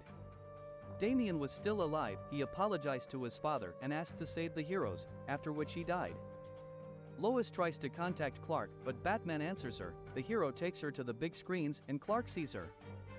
Lois says that she loves him very much, after which a powerful explosion occurs and Lois, along with the entire team on the ground, dies.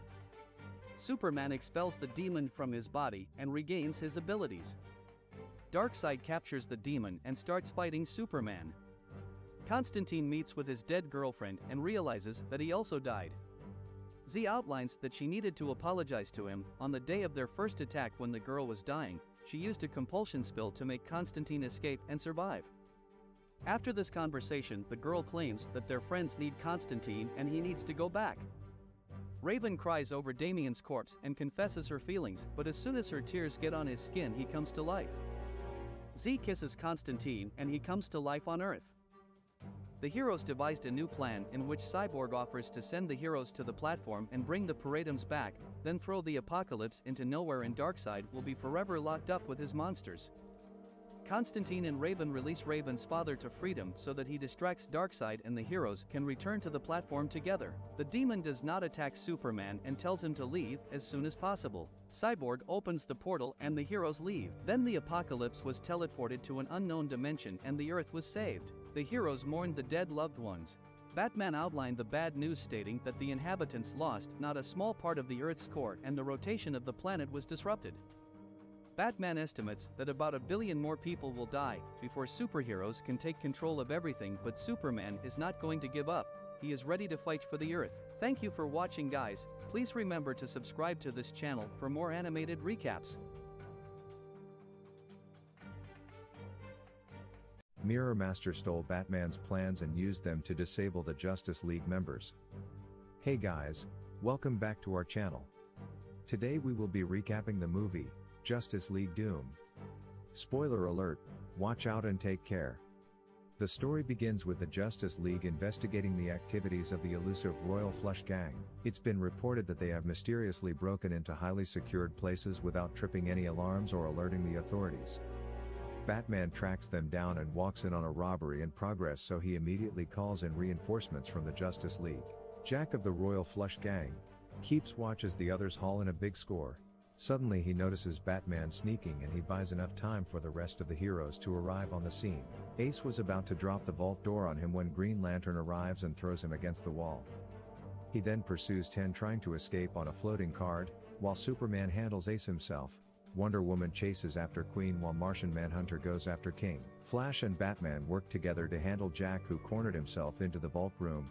While Batman keeps Jack preoccupied, Flash phases through the wall and knocks him out. Green Lantern uses his powers to knock out 10, while Superman uses his overwhelming strength to rip Ace's humanoid body apart, and Wonder Woman uses her lasso to restrain the Queen. King manages to break free from Martian Manhunter using a plasma generator to electrocute him, but he immediately gets knocked out by Cyborg, who was waiting outside.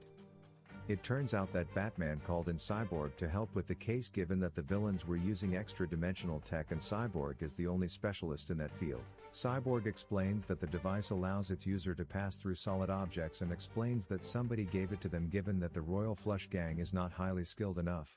They tried to interrogate them but came up empty. Cyborg explains that he needs time to sort the data on the hard drive from the device to determine who made them. Unsatisfied with how things turned out, Batman returns to the Batcave and continues working, but his butler Alfred Pennyworth insists he gets medical attention first. While Batman and Alfred return to the manor, Mirror Master breaks in through the Batmobile's rearview mirror. He then uses a mysterious device to steal all encrypted data on Batman's computer. Meanwhile, Bane follows a track sent to him by a mysterious person somewhere in the Louisiana swamp. Out of nowhere, a crocodile pounces at him and drags him under. Bane uses his powers to break free and easily snaps the reptile's neck.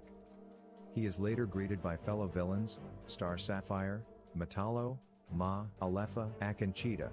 While getting acquainted, a building surfaces from under the swamp. The host welcomes them to the Hall of Doom and introduces himself as Vandal Savage. It turns out that they were all invited and lured in with promises of a payday. Vandal explains that they were specially handpicked after having a personal vendetta against a member of the Justice League. He claims he has a vision for a new world and wishes to take out the Justice League, which stands in his way. Though reluctant at first, Vandal convinces them to join his cause after their long history of failing to kill members of the League on multiple attempts. Mirror Master vouches for Vandal, offering them a foolproof plan of winning against their nemesis. To sweeten the deal, he even offers them an additional $100 million for each Justice League member they manage to take out. Star Sapphire grows suspicious at how Vandal flaunts that much money. Vandal explains that he's pretty old and he has spent 50,000 years amassing a vast fortune. He later hints at an ulterior agenda aside from taking out the Justice League, which could be monumentally beneficial for them if they continue working with him. After agreeing to his plans, they are officially welcomed as members of the Legion of Doom, dedicated to defeating the Justice League. At the Batcave, Alfred alerts Bruce Wayne of the desecrated graves of his parents. When he sees it, he's overtaken by rage and Bane suddenly sucker punches him. When he catches him off guard, he then beats him to near death before burying Bruce alive in his parents' coffin. Meanwhile, John Jones the Martian Manhunter meets a friend who surprises him on his birthday. Everyone's friendly to him at the bar when a mysterious woman buys him a drink out of nowhere. He approaches the woman and thanks her for the warm gesture, when he realizes that it is Ma Alepha Ak in disguise. He admits that the drink is laced with magnesium, a chemical that has an odd effect on Martian biology and is considered poison to their kind. Although the magnesium won't kill him, his body will continue to sweat it out of his pores, which when ignited will continually fuel the flames. John is unable to retain his disguise and reverts to his original form. When Malefic sets him on fire and he constantly blasts, never extinguishing even with water. In Central City, Barry Allen, the Flash, receives word that the Mirror Master is robbing the new magnet train from Keystone City. Flash quickly heads to the train and frees the guards who are tied up.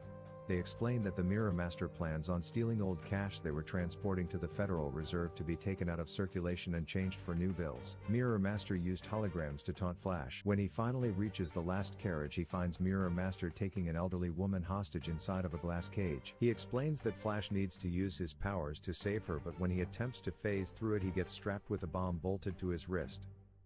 Mirror Master explains that the bomb will explode if he tries to remove it, remains still for 60 seconds or slows down after running. Meanwhile, Green Lantern responds to a call where an unknown number of heavily armed militiamen have taken over an assault mine. They call themselves the Identity Brotherhood and have taken several workers hostage. As he ventured deeper into the mine, he saved the workers but claimed that one of the company's bookkeepers was also taken captive. He managed to corner one of the armed men taking a woman hostage and tried to reason with him. Instead of surrendering, he blew himself up along with the hostage. It was later revealed that the explosion released Scarecrow's fear gas, which haunts Green Lantern with guilt over failing to save the hostage despite the power he wields. He later renounces his ring and reverts to a regular human, leaving himself to his fate in a collapsing mine. At a harbor, Wonder Woman is lured by Cheetah, who challenges her to a one-on-one. Although Wonder Woman fended off most of her attacks, Cheetah manages to graze her.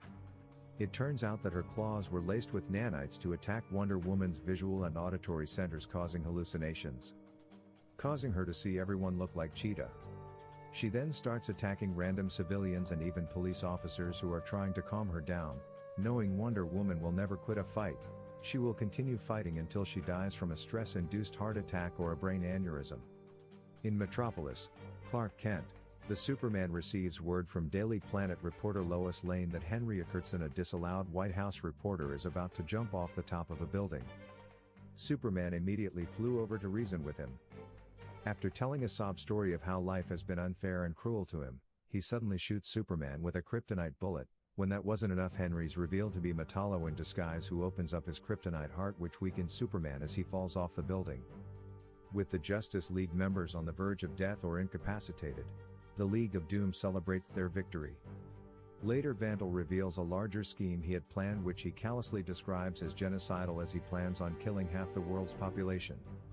He told them he was born 80,000 years ago and lived on an island now known as Sumatra. One night they witnessed a meteor shower, but with their primitive minds back then, they only knew of it as stars falling from the sky. One of those meteors fell to Earth near a valley where he lived.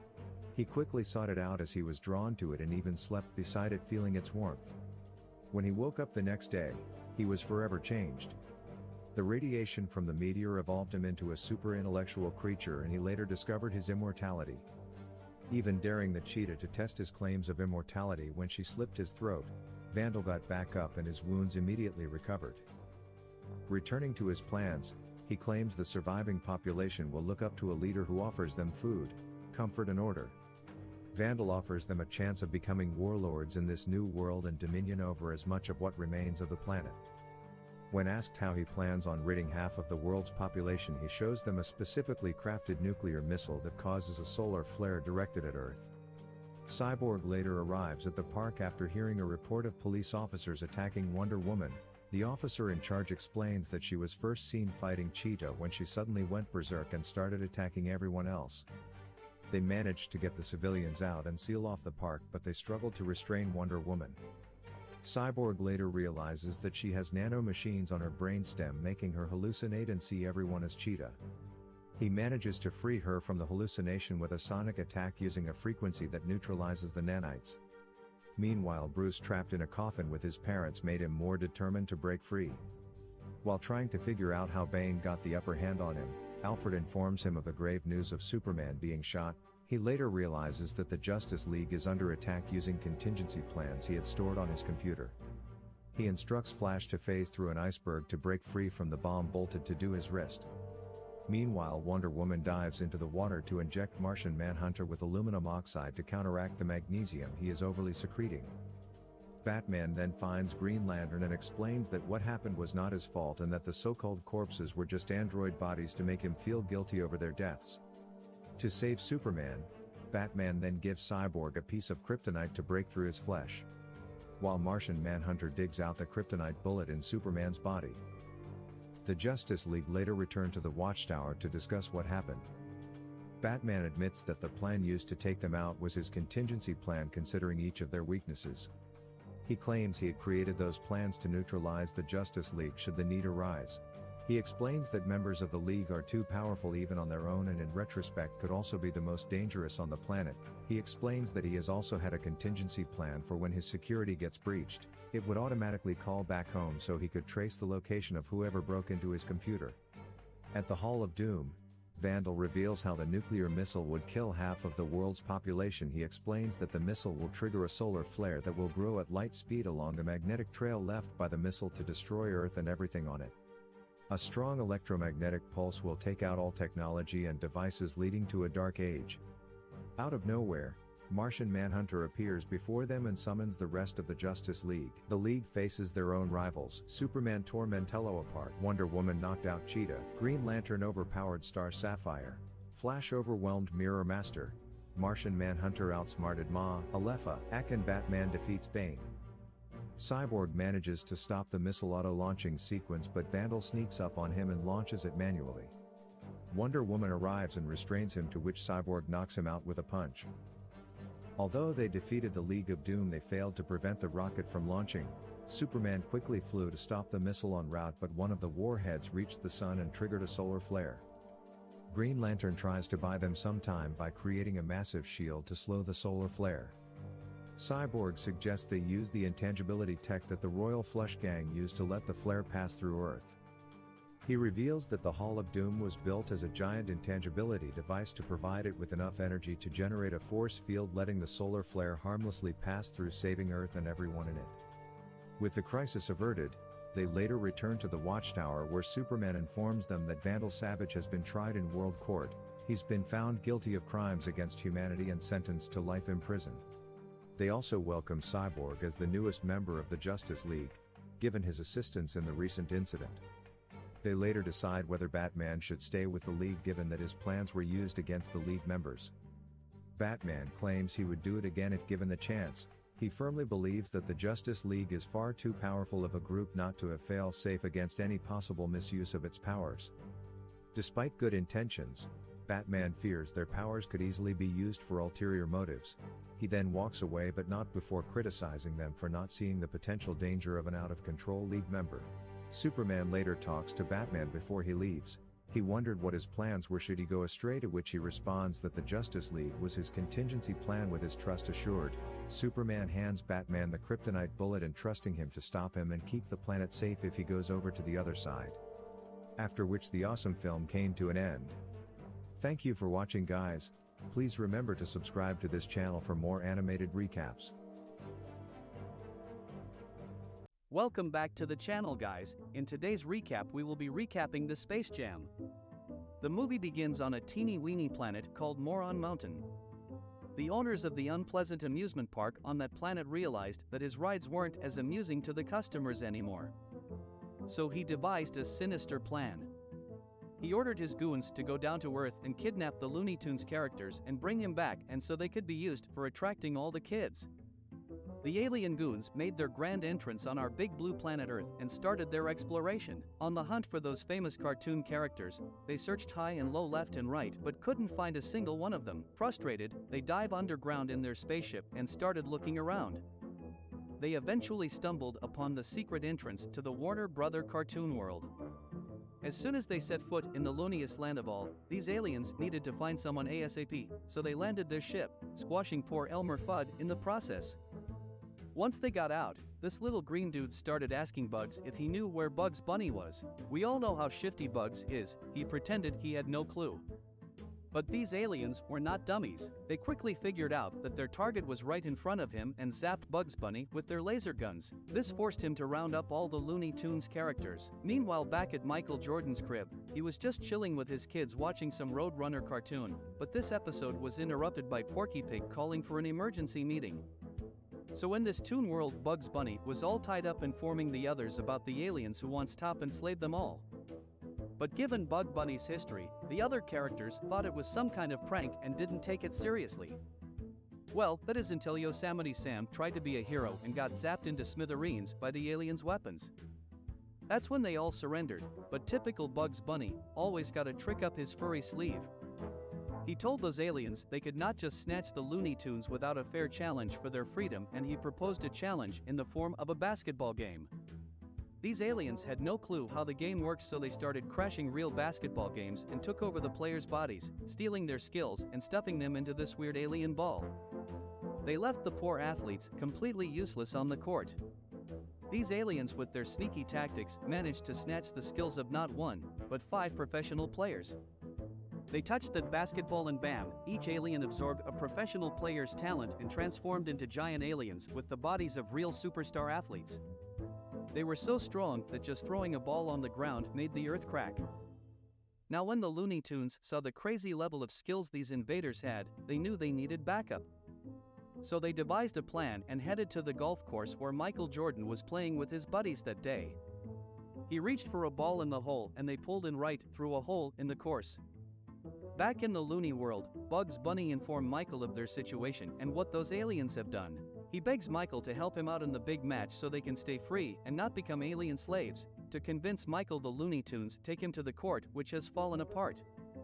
It was quickly renovated in a jiffy with a little help from Taz himself. Just as they finished, guess who shows up? If you guess Alien Team, you guessed right. They challenged Michael to prove his skills, but when he says no, they turn him into a ball and start bouncing him around like crazy. An insulted Michael realizes he can't back down as the problem is literally out of this world.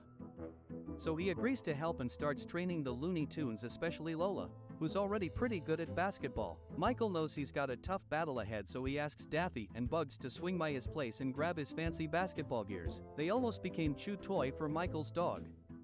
Eventually they sneak into the house with Bugs leading the way and they head straight for the trophy room. But guess who they bump into again? That gigantic doggy who was locked on Daffy. But luckily Michael's kids saved the day just in the nick of time. After grabbing the gear, Bugs and Daffy start making their way back home. But unfortunately, they were spotted by Stan, Michael's trusty assistant. It turns out after Michael went missing that day, Stan started digging like crazy to find his friend, but had no luck until now. Just as he was about to give up, he catches sight of Bugs and Daffy heading into the hole, so he decides to follow and see if he can find Michael too.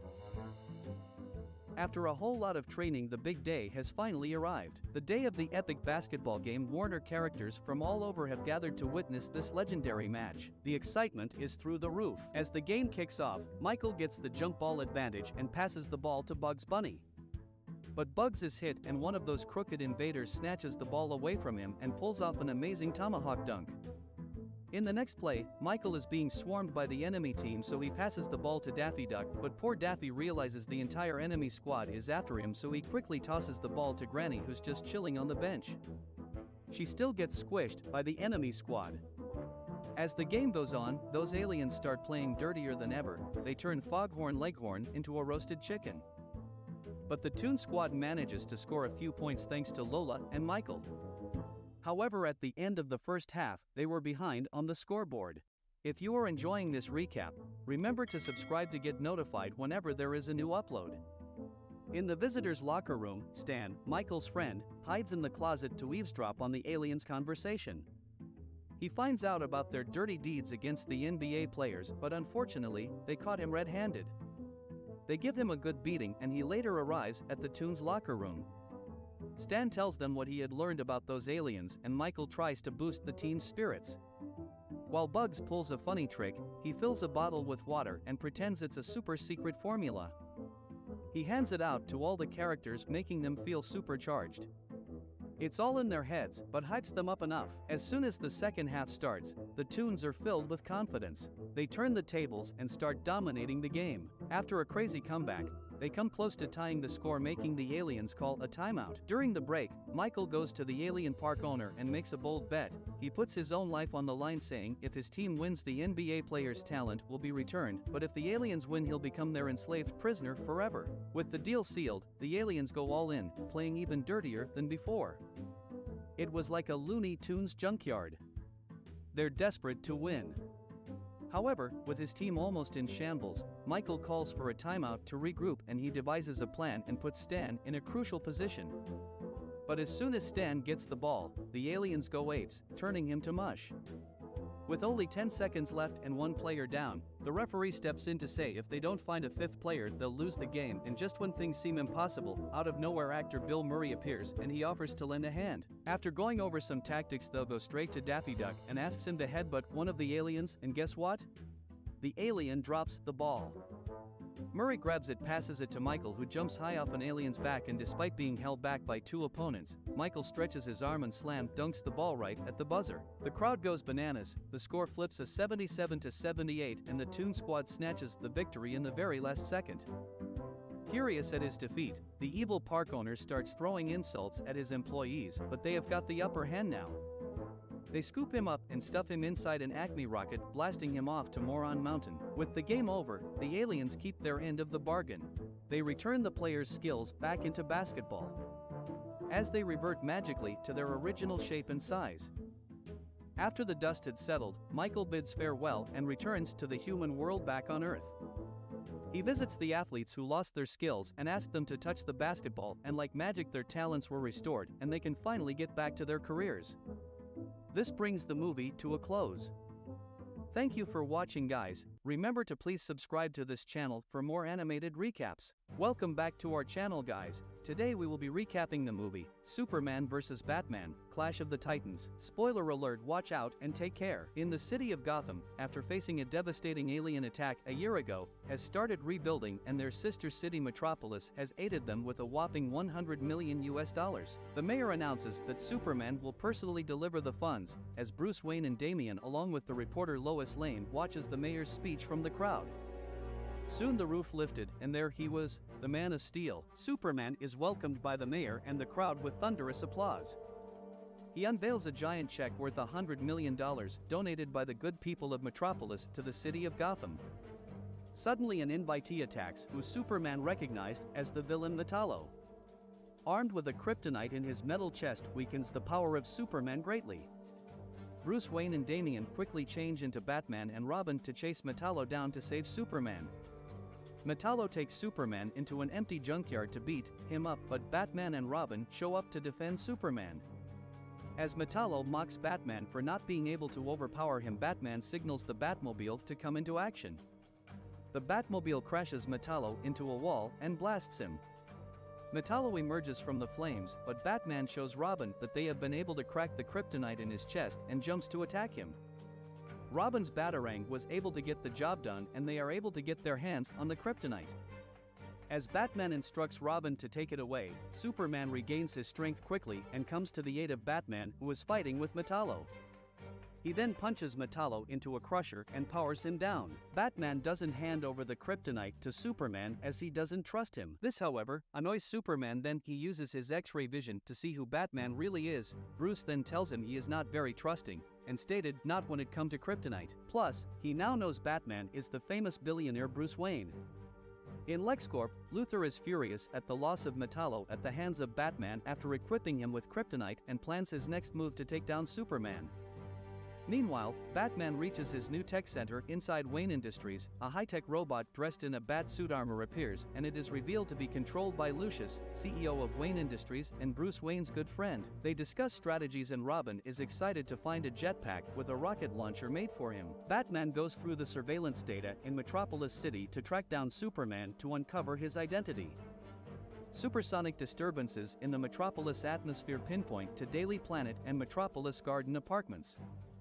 Batman deduces Superman's secret identity and his residence. The next day when Clark enters, Bruce Wayne is already waiting inside his apartment, surprising him. Superman states that he is truly the world's greatest detective, completely forgetting about Sherlock Holmes.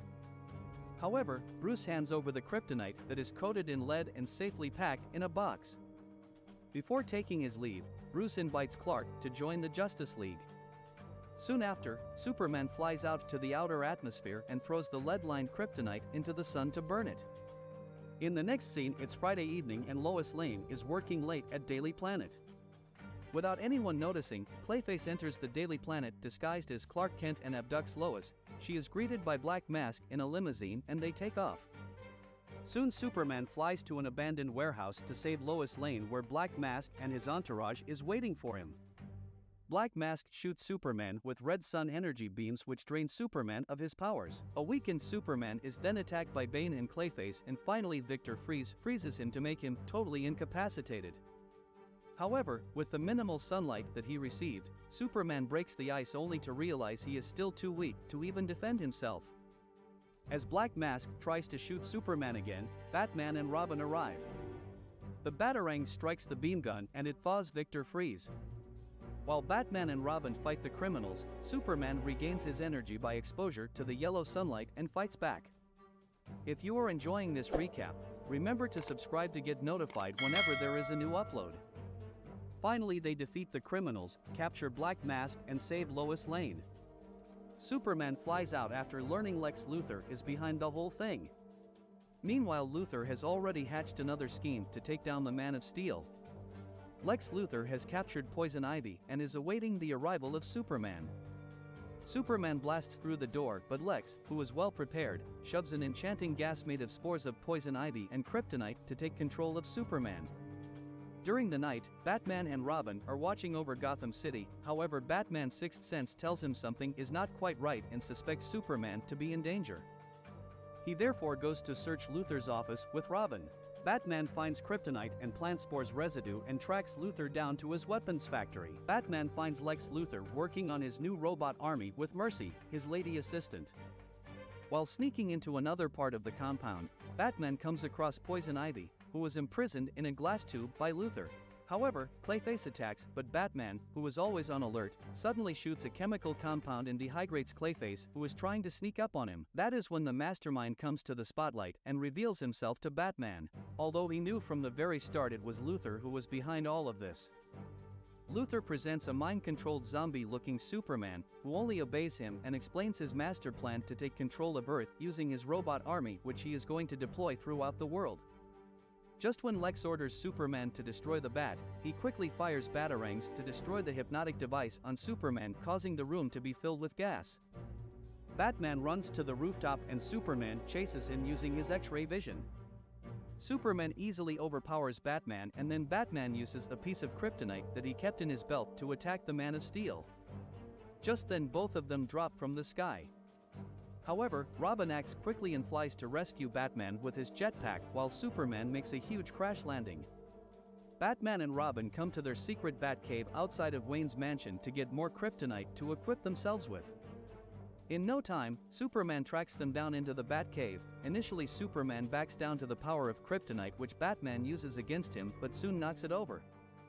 Batman arms himself in a robot batsuit to battle Superman and asks Robin to slow him down. Outside, Superman and Batman engage in a fierce battle, resulting in huge buildings to crumble and collapse. The Daily Planet, Gotham Times and GothCorp all arrive in helicopters to broadcast the clash of the Titans to the whole world. While the Man of Steel brings raw power to the ballgame, Batman levels the playing field using his technology and technique. Finally, Superman somehow manages to subdue Batman, but only to be attacked by Robin with his new rocket launchers.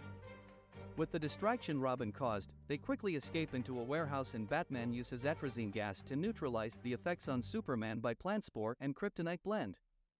A recovered Superman takes Batman and Robin to LexCorp's weapon facility where Luthor is ready to launch his new robot army. Superman takes on the launched robots in the sky and battles them in midair. Superman succeeds in disabling their firepower and destroys multiple robots. Batman and Robin attack Luthor's command center, making Luthor retreat to cover. Meanwhile, Mercy, his assistant, defends him. Just then a gigantic armed robot emerges from the facility which has Luthor in its command center. Mercy is quickly subdued by Batman and Robin, and at the same time, Robin hits the robot with explosives with no effect. But Batman attached a specially made batarang which sends electrical signals that imitates a virus attack on the robot, leading to its system's failure. Superman attacks the failing robot from above and takes it down, much to the disappointment and anger of Lex Luthor as his master plan fails. After everything finishes, Batman is working on the Justice League's soon-to-be headquarters in the International Space Station. When Superman visits him with the recent events, Superman decides to accept the invitation to join the Justice League. Since now he understands the need for allies and, above all, the value of friendship. What do you think of this recap? Leave it in the comments section. Thank you for watching, guys. Please remember to subscribe to this channel for more animated recaps. Welcome back to the channel, guys. In today's video, I'm going to be recapping The Black Adam Returns. The movie begins with a couple driving home. On their way they saw a shooting star. The boyfriend tells her to make a wish as he wishes for them to be together forever, but the girl is terrified because the shooting star is heading towards them. Before they were able to do anything, it kills them. It obviously was not a shooting star. Instead, it is a godlike being called Black Adam who has finally returned to Earth after the 5,000 years of exile he was given. The scene changes to a young boy called Billy Batson who lives in a dilapidated apartment. After morning routine exercises, he goes to the kitchen to find something to eat but realizes he only has leftover potato chips which he ends up feeding to the hungry rats. On his way to meet Clark Kent, who promises to buy him breakfast, he sees some bullies stealing from a homeless man. Billy interrupts them, telling them to let the man go, but in his attempt to defend the man he earns himself a black eye. The homeless man thanks Billy for trying to help him and gives him the nickname, Captain. Billy tells him that it is his way of living by always doing the right thing, and when he leaves, he gives the man the last coin in his pocket. Billy arrives at the restaurant where he sees a mountain of pancakes Clark had ordered just for him. The hungry young Billy started to devour the food, but Clark notices some bruises in his face and asked him what happened. Billy replies that this is what he gets for being good. His late parents had taught him to be good, but Billy began to feel being good just only keeps making his life miserable. Clark replies that someone being good doesn't always pay, but doesn't mean it's not the best thing to do. As the conversation continues, Black Adam arrives on the scene and breaks the diner windows with a clap of his hand. This throws Clark and Billy away. Black Adam smiles because he wasn't expecting his replacement to be a little child and reveals to Billy that the wizard has chosen him as the next champion and for that reason he must die. Clark tries to protect Billy, but a hit sends him through several layers of walls. Billy uses this opportunity to escape and he hangs onto the back of a fire truck in an effort to escape, but there was no way to escape as Black Adam picks up the truck. Clark changes into Superman and saves Billy from the truck Black Adam threw. A fight begins between Superman and Black Adam while Billy keeps running for dear life as far away as he can. With just a blast, Black Adam realizes that Superman is weak to magic and uses this to his advantage to gain the upper hand. However, Superman responds with the heat vision that Black Adam doesn't have. After Black Adam successfully restrains Superman, he continues chasing Billy, who runs into a subway not before bumping into the homeless man he helped earlier. If you are enjoying this recap, remember to subscribe to get notified whenever there is a new upload. The man gives him back the coin to return the kindness Billy showed to him. Billy is in front of a moving train with Black Adam still on his trail. Billy thinks he is going to die but finds himself inside the train. Black Adam left thinking the train already crushed Billy, but the coin the homeless man gave him suddenly began to glow and lightning started coming out from it. Inside the coin, Billy sees flashes of his past life with his parents and how he became an orphan. The train finally stops, and as Billy gets out he finds himself in an enormous cave surrounded with the statues of 7 deadly sins. Billy's attention is diverted to an elderly man who introduces himself as Shazam and tells him that he has been chosen as his next champion. Shazam explains that thousands of years ago he chose a man called Black Adam as his champion, but instead of using the power he passed on to him in the right way, he started using it for his own personal gains and doing corrupt things. As a punishment, he banished Black Adam very far away from Earth, and now he has returned with no other motive but to get his revenge. He chose Billy because of his kind heart and tells him that whenever he is in trouble he only has to say his name Shazam and his powers will be embodied inside of him. Billy runs away as the wizard destroys the old cave. Black Adam is about to kill Superman, who is weakened by his magical powers, but Billy, with renewed confidence, confronts him. This time saying he should let go of Superman. He punches Black Adam in the stomach, which had no effect. Billy loses confidence and calls on Shazam's name to help him. A lightning struck Billy, transforming him into a godly being. While fighting Black Adam as an equally worthy opponent, he only had a few seconds to discover his powers, which were super speed, strength, and the ability to fly. He also discovers that randomly saying the wizard's name takes his powers from him. A recovering Superman is shocked after realizing Billy is Shazam. Black Adam causes a flood in the city to keep Superman busy and grabs one of the citizens by the neck, threatening Billy to change back to his original and vulnerable form where he will kill the woman. Billy had no choice but to obey, but Black Adam throws the woman to the sky before Billy could say the magic word. Black Adam covers his mouth to silence him. Out of nowhere, Black Adam is hit by the heat vision of Superman, who appears to have also saved the woman being thrown away. Superman had managed to stop the flooding by freezing it with his powers, and another fight begins. After turning himself back to Shazam, Billy figures that his kindness is holding him back from his true potential. With anger, he defeats Black Adam, but he didn't stop there. Billy wanted to also kill him. Superman tells him that it will make him no different from Black Adam. Billy lets go of Black Adam upon hearing Superman wisdom. Shortly afterwards, the homeless man shows up on the scene and reveals himself to be Billy's guardian angel. In a tiger form, he tells Billy and Superman not to worry because this time he will send Black Adam very far away, which will take him 10,000 years to return. This is a punishment Black Adam prefers to die than to receive, so he shouts Shazam and he is transformed to his original form. He is really old because of the thousands of years he has been gone and turns to dust and dies. Billy returns to his normal life but encounters those same bullies from last time. Billy smiles and calls the name Shazam and the movie ends. Thank you for watching, guys. Remember to please subscribe to this channel for more animated recaps. A city is demolished by the Hulk and Wolverine is sent to retrieve the Hulk. Welcome back to our channel, guys. Today we will be recapping the Hulk vs. Wolverine. Spoiler alert. Watch out and take care. The movie begins on a lonely mountain. Wolverine narrate about himself, claiming he says he's the best at what he does. Unfortunately, what he does isn't good. He's on the cold mountain with injuries and could not recall the cause, so he questions himself. Suddenly, he sees Hulk jumping at him.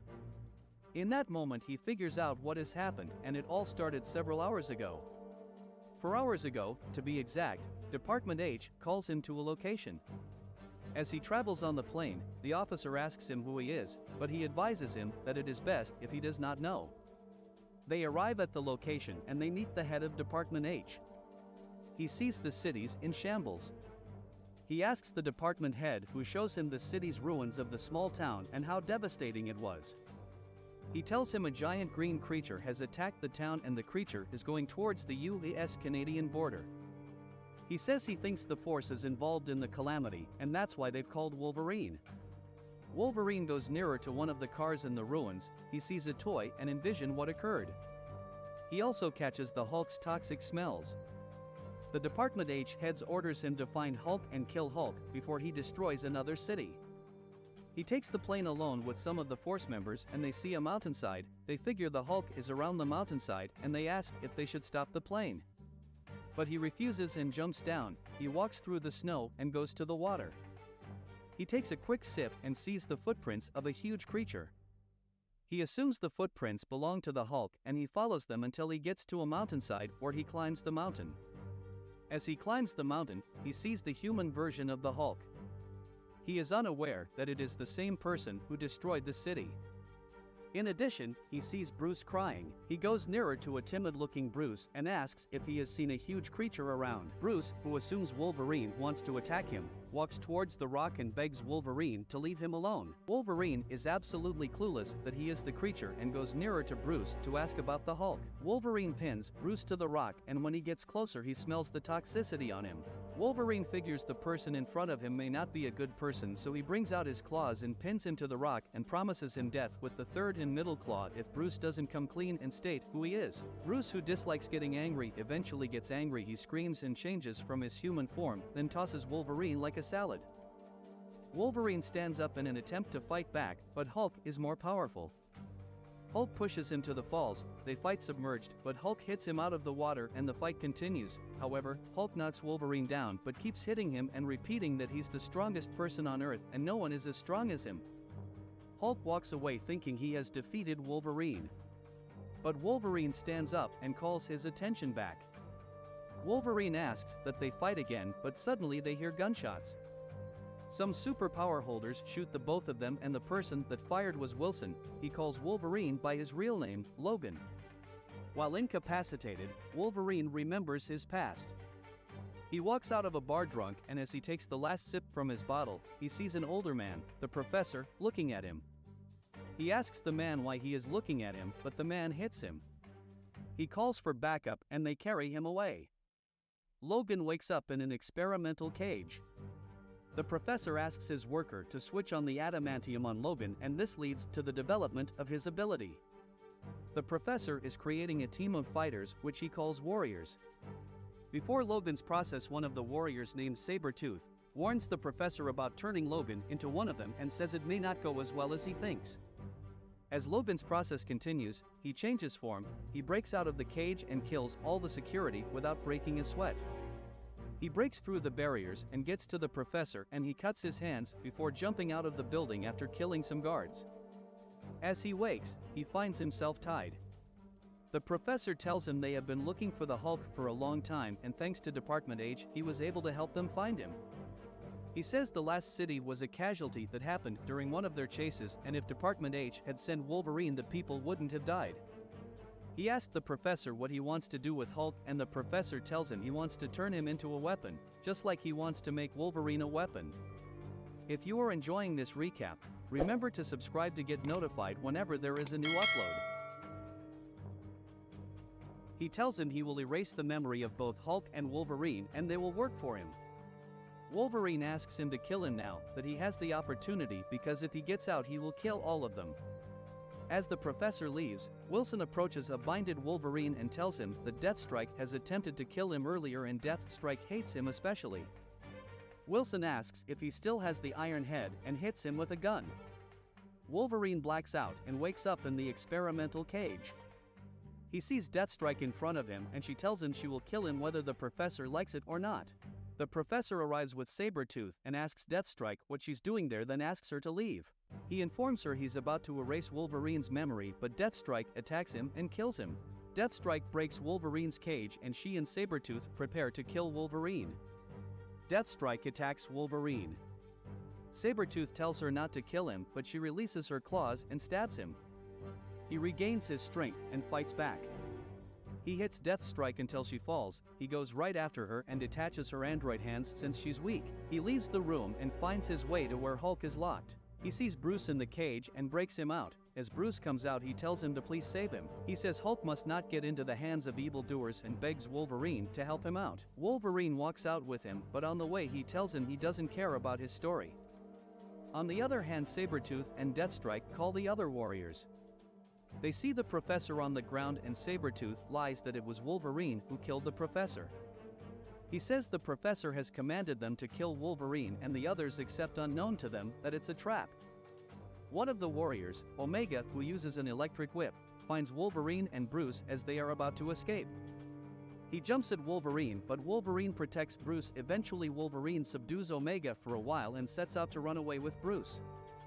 He tells Bruce that the other enemies are coming and he asks Bruce to bring Hulk out, but Bruce tells him he can't bring Hulk out. Bruce explained to him that he doesn't control Hulk and he can't direct Hulk, as Hulk only comes out whenever he's angry and the drugs the professor has given him is stopping him from anger. To force Hulk out, Wolverine stabs Bruce and leaves him there. Wolverine goes to fight their enemies. He starts with Sabretooth and hits him before moving to Deathstrike.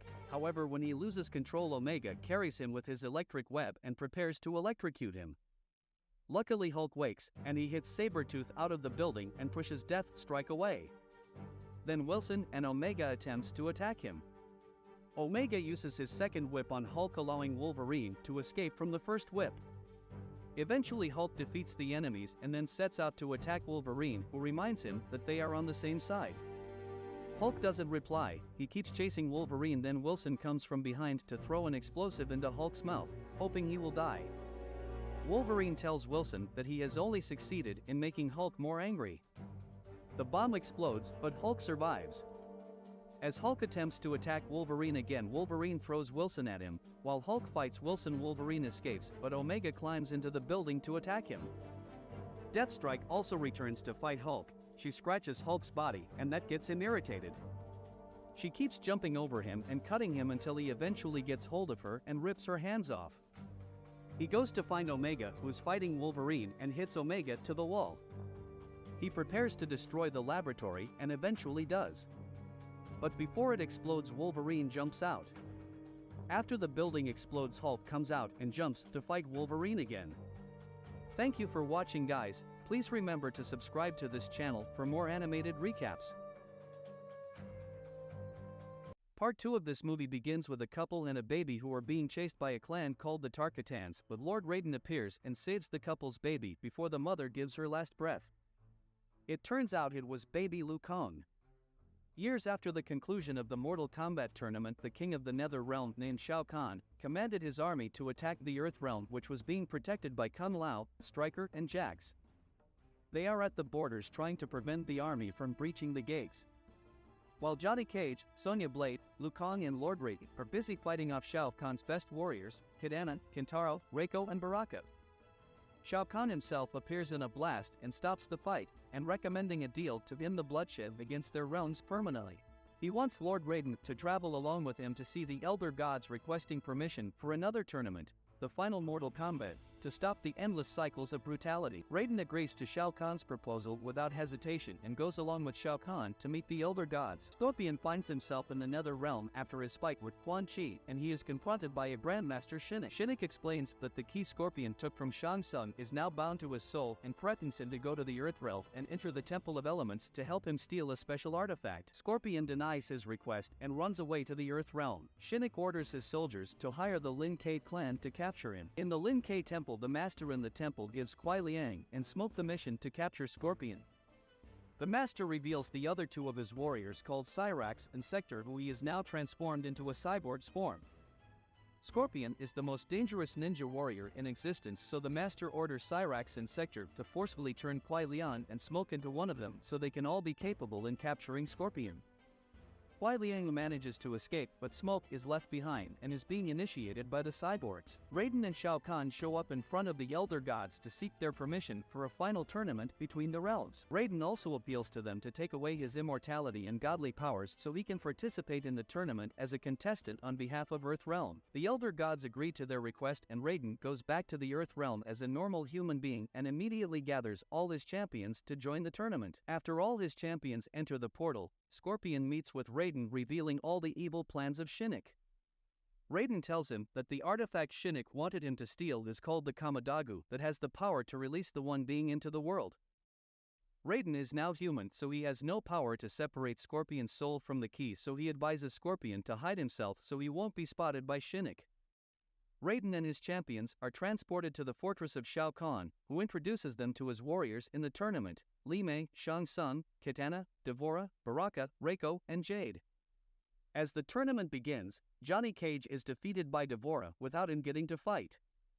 Liu Kang defeated Jade with a very deadly punch. Stryker wins his fight against Baraka with his very unique fighting skills. Sonya Blade defeats Li Mei by brutally smashing her head to the ground, while Kintaro is killed by Jax. Back at the Earth realm, Scorpion was ambushed by the cyborgs, Sector and Cyrax, who are later joined by Cyborg Smoke. Though skillful, Scorpion is outnumbered and defeated by the cyborgs, who captures and takes him to the gates of the temple, forcing him to use the key and opening the gates. The cyborgs were about to kill him after he opened the gates, but Kuai Liang freezes the cyborgs because he intends to kill Scorpion himself to avenge the death of his brother Sub-Zero. After an epic showdown between the two, Scorpion convinced Kuai Liang to join forces with him to protect the artifact against the cyborgs, who are planning to resurrect the destroyer of the world. Scorpion and Kuai Liang were both defeated, and the cyborgs took the artifact and escaped to the Nether Realm.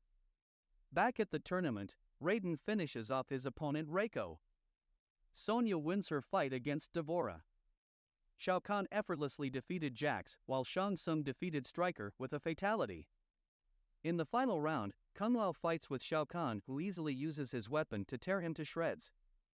While Kitana engages in a combat with Raiden and spares his life after a brief fight and betrays Shao Kahn by attacking him. Shao Kahn imprisoned Kitana after giving her the beating of her life. Meanwhile, Liu Kang fights with Shang Tsung, who disables his left arm using his magic, but despite this disadvantage, Liu Kang still wins the fight and decided to spare Shang Tsung's life. However, the master of the Lin Kai clan arrives with his cyborgs and delivers the artifact to Shinnok, but later wants to fight him after he reveals his evil plans on bringing the One Being into the world. If you are enjoying this recap, remember to subscribe to get notified whenever there is a new upload.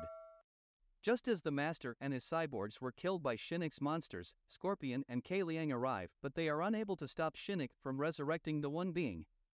On the other hand, Raiden engages in a final fight with Shao Kahn. Raiden displayed some really good skills but was no match for Shao Kahn's punches. Raiden was sadly killed by Shao Kahn, and as Liu Kang sees the only father figure he knows being killed in such a way, he furiously goes to fight Shao Kahn. This fight was the most legendary in the tournament, with Shao Kahn gaining the upper hand at first until Liu Kang went Super Saiyan with his fire technique, which he furiously uses to overpower Shao Kahn in the fight and eventually kills him with one final kick, leaving the whole crowd in shock for winning the Mortal Kombat tournament. The Elder Gods appeared in front of Liu Kang and rewarded him with the power of a god to fight against Shinnok. Shinnok has already ascended to god level by fusing himself with the One Being and is about to destroy all the realms with his godly powers. Liu Kang teleported Johnny, Sonya, Jax and Kitana to the Nether Realm to stop Shinnok and his army. They are later joined by Scorpion and Kuai Liang. Liu Kang transforms himself into a gigantic dragon and engages in one-on-one combat with Shinnok, while the others join the military in fighting Shinnok's army. Shinnok gains the upper hand, but with Scorpion's and Kuai Liang interference, Liu Kang was able to defeat Shinnok and returns the Earth realm back to normal. That brings the movie to a close as we see Johnny Cage receiving a kiss from Sonya. But the champions are left unsettled because Shao Kahn's body is nowhere to be found. Raiden is revived and gets his godly powers back and watches over the champions from afar. Thank you for watching, guys. Remember to please subscribe to this channel for more animated recaps. Welcome back to the channel, guys. Today we will be recapping The Reign of Superman.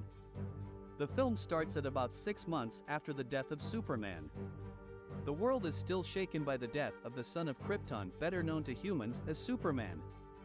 However, there has arisen some mysterious Supermen around the city fighting crime, saving people, dodging bullets, and turning war missiles towards space. The most renowned of the heroes so far are Superboy, Steel, the Eradicator, and Cyborg Superman, each having different crime fighting styles, but they all dress like the Man of Steel. Following this news, reporter Lois Lane is seemingly devastated by the loss of her lover Clark Kent, and she cries whenever she sees their pictures. Clark's parents are there to comfort her, and the father thinks that he might not really be gone. According to some details by a news reporter on the TV, Superman's body disappeared, and everyone is speculating that the new guys could actually be Superman Reborn. Lois Lane then decides to look more into the matter and to even ask the Supermen some questions. Later, Lois meets up with Wonder Woman hoping for some information from the Justice League concerning the new guys in town, but Diana has nothing on the new Supermen and they share an ice cream. Later that evening, Lois Lane attends Lex Luthor's press conference about rebuilding their city, in which Luthor introduces the new Superman called Superboy, supported and financed by LexCorp. Lois then sneaks into the LexCorp labs where she learns from a scientist called Donovan that the new Superman is a clone, and Lex Luthor finds them. Luthor explains that he hoped Lane could rebound with him after Superman's passing, but his lines are interrupted by another Superman called the Eradicator, who is primarily here to eradicate the criminal Lex Luthor. Superboy steps in to fight the Eradicator, but he is too great a menace for him. Another Superman called Steel also joins the party with his rocket hammer, but the Eradicator defeats him and he now turns to Luthor. Luckily, he is again helped by the other version of Superman called Cyborg Superman, who is angry at the Eradicator for claiming he is the only Superman. However, the Eradicator escapes during the fight. Later, Lois Lane releases a report of her findings about Superboy being a clone. Meanwhile, the robots in Superman's Fortress of Solitude watch the report, and one of the robots asks that Kal-El should not be awakened since he is severely depleted and is undergoing an ion radiation transfer. Later, Lois Lane meets up with Cyborg Superman, who claims to be the real Superman since he activated his genome to rebuild before he died. Lois, however, doesn't really believe he is the actual Superman, and Cyborg Superman flies away after telling her to believe in his goodwill for the people. Following this, the Supermen continue with their crime fighting and saving people. Lex Luthor is, however, disappointed that the crowds are treating his Superman as a clone and not the real Superman, and he plans to relaunch him again. Later, the President launches the new Justice League Watchtower, and the Justice League members are monitoring the area, and they meet with Superboy, who is now the presidential head of security, while Cyborg Superman watches from the skies. While President Joan Dale is giving a speech, a boom tube portal appears and several monsters come out of it, and they begin to terrorize everyone. The superheroes fight them back, and during the fight Superboy gets overwhelmed and the creatures then turn to attack the president. Thankfully, Cyborg Superman rescues her and flies her away to a safe place. The boom tube then collapses and falls on the gathering members of the Justice League, appearing to have killed them as everyone watches in disbelief. Following this, President Dale holds a memorial in honor of the Justice League and also honors Cyborg Superman's heroic actions, as he is now turned as the real Superman Reborn. This angers Lex Luthor since they blew the opportunity for his boy to be called Superman. In the lab, Superboy learns from scientist Donovan that he is a clone with both the DNA of Superman and Luthor. Donovan convinces Luthor to keep the boy since he has yielded better results than previous versions, but Luthor later fires him and unleashes other clones to attack him. A while later, Cyborg Superman visits the grave of Terry Henshaw, where he receives a telepathic message from his master Darkseid, who asks him to quit the emotions since they have work to do. Lois Lane later visits the cemetery and learns of Cyborg Superman's visits and finds it suspicious. She then heads to steal Superman's home and discovers he is a normal person. As John Henry Irons, a genius who built a mechanized suit of armor resembling Superman. John explains Superman once saved his life and now he repays him by fighting crime when he is away. The two then research about the Henshaw couples, who were astronauts who died in the Space Shuttle Excalibur incident, but their bodies went missing. Finally, Lois Lane deduces that Cyborg Superman is actually Henshaw and not the real Superman. Following the recent death of the Justice League, Cyborg Superman announces to the world the establishment of a new stronger league called the Cybercorps, composed of regular people which he picks from among the crowd of volunteers, and he grants them superpowers. If you are enjoying this recap, remember to subscribe to get notified whenever there is a new upload. Lois and Steel recognize the technology from Apocalypse, and they decide to question Lex Luthor's involvement as he has stolen the technology. Steel later confronts a group called the Intergang, who buys alien technology from Lex Luthor. But he finds that they have been attacked by the Eradicator, and one of the injured guys then hands him a tracker for their product signal. Meanwhile, Lois Lane visits Luthor's penthouse and meets Superboy, who reveals she knew Lex Luthor treats him like a clone, but Lois encourages him, stating that he even looks like Superman. Lois then receives a call from Steel claiming that the Eradicator stole the alien technology and could be working with Cyborg. Steel follows the signal into the Fortress of Solitude, where he is attacked by the Eradicator, who was resting just like Kal-El. Lois accidentally receives the video of their fight from Steel's armor, and Lex Luthor also joins them in watching it. During the fight, Lois Lane realizes that the Eradicator is actually a hologram designed to protect Kryptonians, and she realizes that Superman could be around. However, the video crashes and Superboy immediately flies there. Meanwhile, Darkseid congratulates Cyborg for successfully initiating his ploy of creating more heroes around town. He plans to take over the Earth and is even happier that this time there is no Justice League or Superman. Elsewhere, the Justice League members appear on a different alien planet fighting alien monsters, and they are unable to leave without the assistance of someone from the other side. Back in the Fortress of Solitude, Steel and the Eradicators fight awakened Superman himself, and he orders them to stop immediately. Superman later explains to John Irons how the robots revived him and their highly advanced technology, from where he also got updated about Darkseid turning people into robots and also the Justice League's disappearance. Superman also gets to meet his other son, Superboy, who wants in on the plan to stop Darkseid. However, Superman reveals he is not fully powered up. Meanwhile, Lex Luthor manages to get a broadcast from inside Cyborg's mind, and they discover his plans to invade the world. Luthor shows Lois a mother box which they could use against the invasion, while Superman, Steel and Superboy head to Metropolis. Meanwhile, the civilians are demonstrating against the new converted robots, and Lex Luthor asks Lane to sneak into the tower, and he also informs Superman that his girlfriend is headed into the tower, and Superman jets there. Lois Lane meets with Cyborg, but he attacks her. However, he is alerted of the incoming ship of Superman. Darkseid is also shocked that Superman still lives. Darkseid asks Cyborg to prepare for his arrival, but Cyborg wants Superman for himself, and he betrays Darkseid and destroys his control from his body. Darkseid's invasion is also halted and cut off, and now Cyborg will have control over the Cybercorps, and he orders them to destroy Metropolis.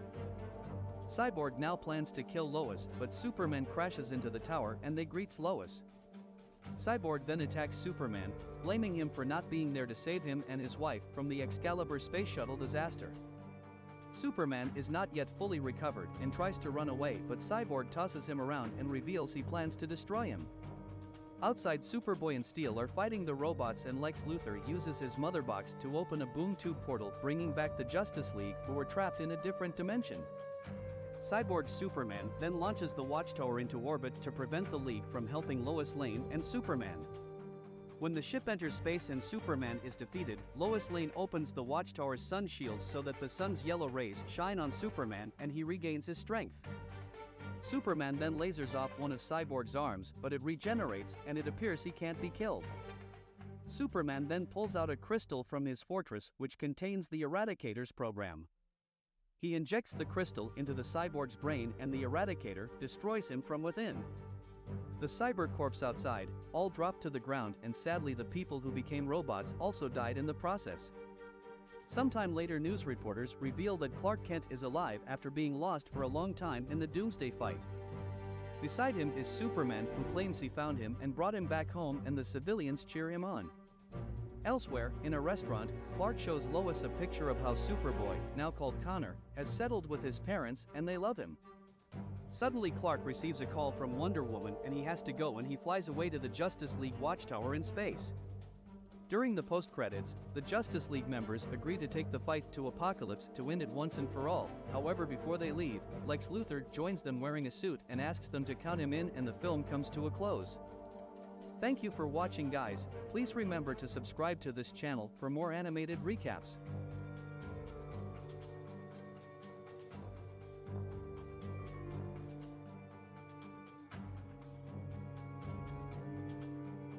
The movie begins with a samurai warrior named Hanzo who is teaching his son a life lesson about the power of a scorpion because of its will to fight.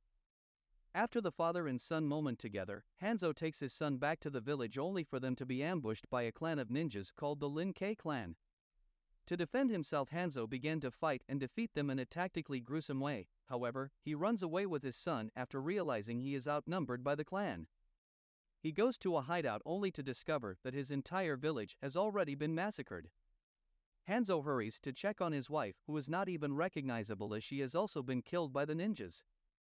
Hanzo became so angry that he killed every one of the ninjas, slicing through their bodies and dismembering them, making sure no one gets out alive.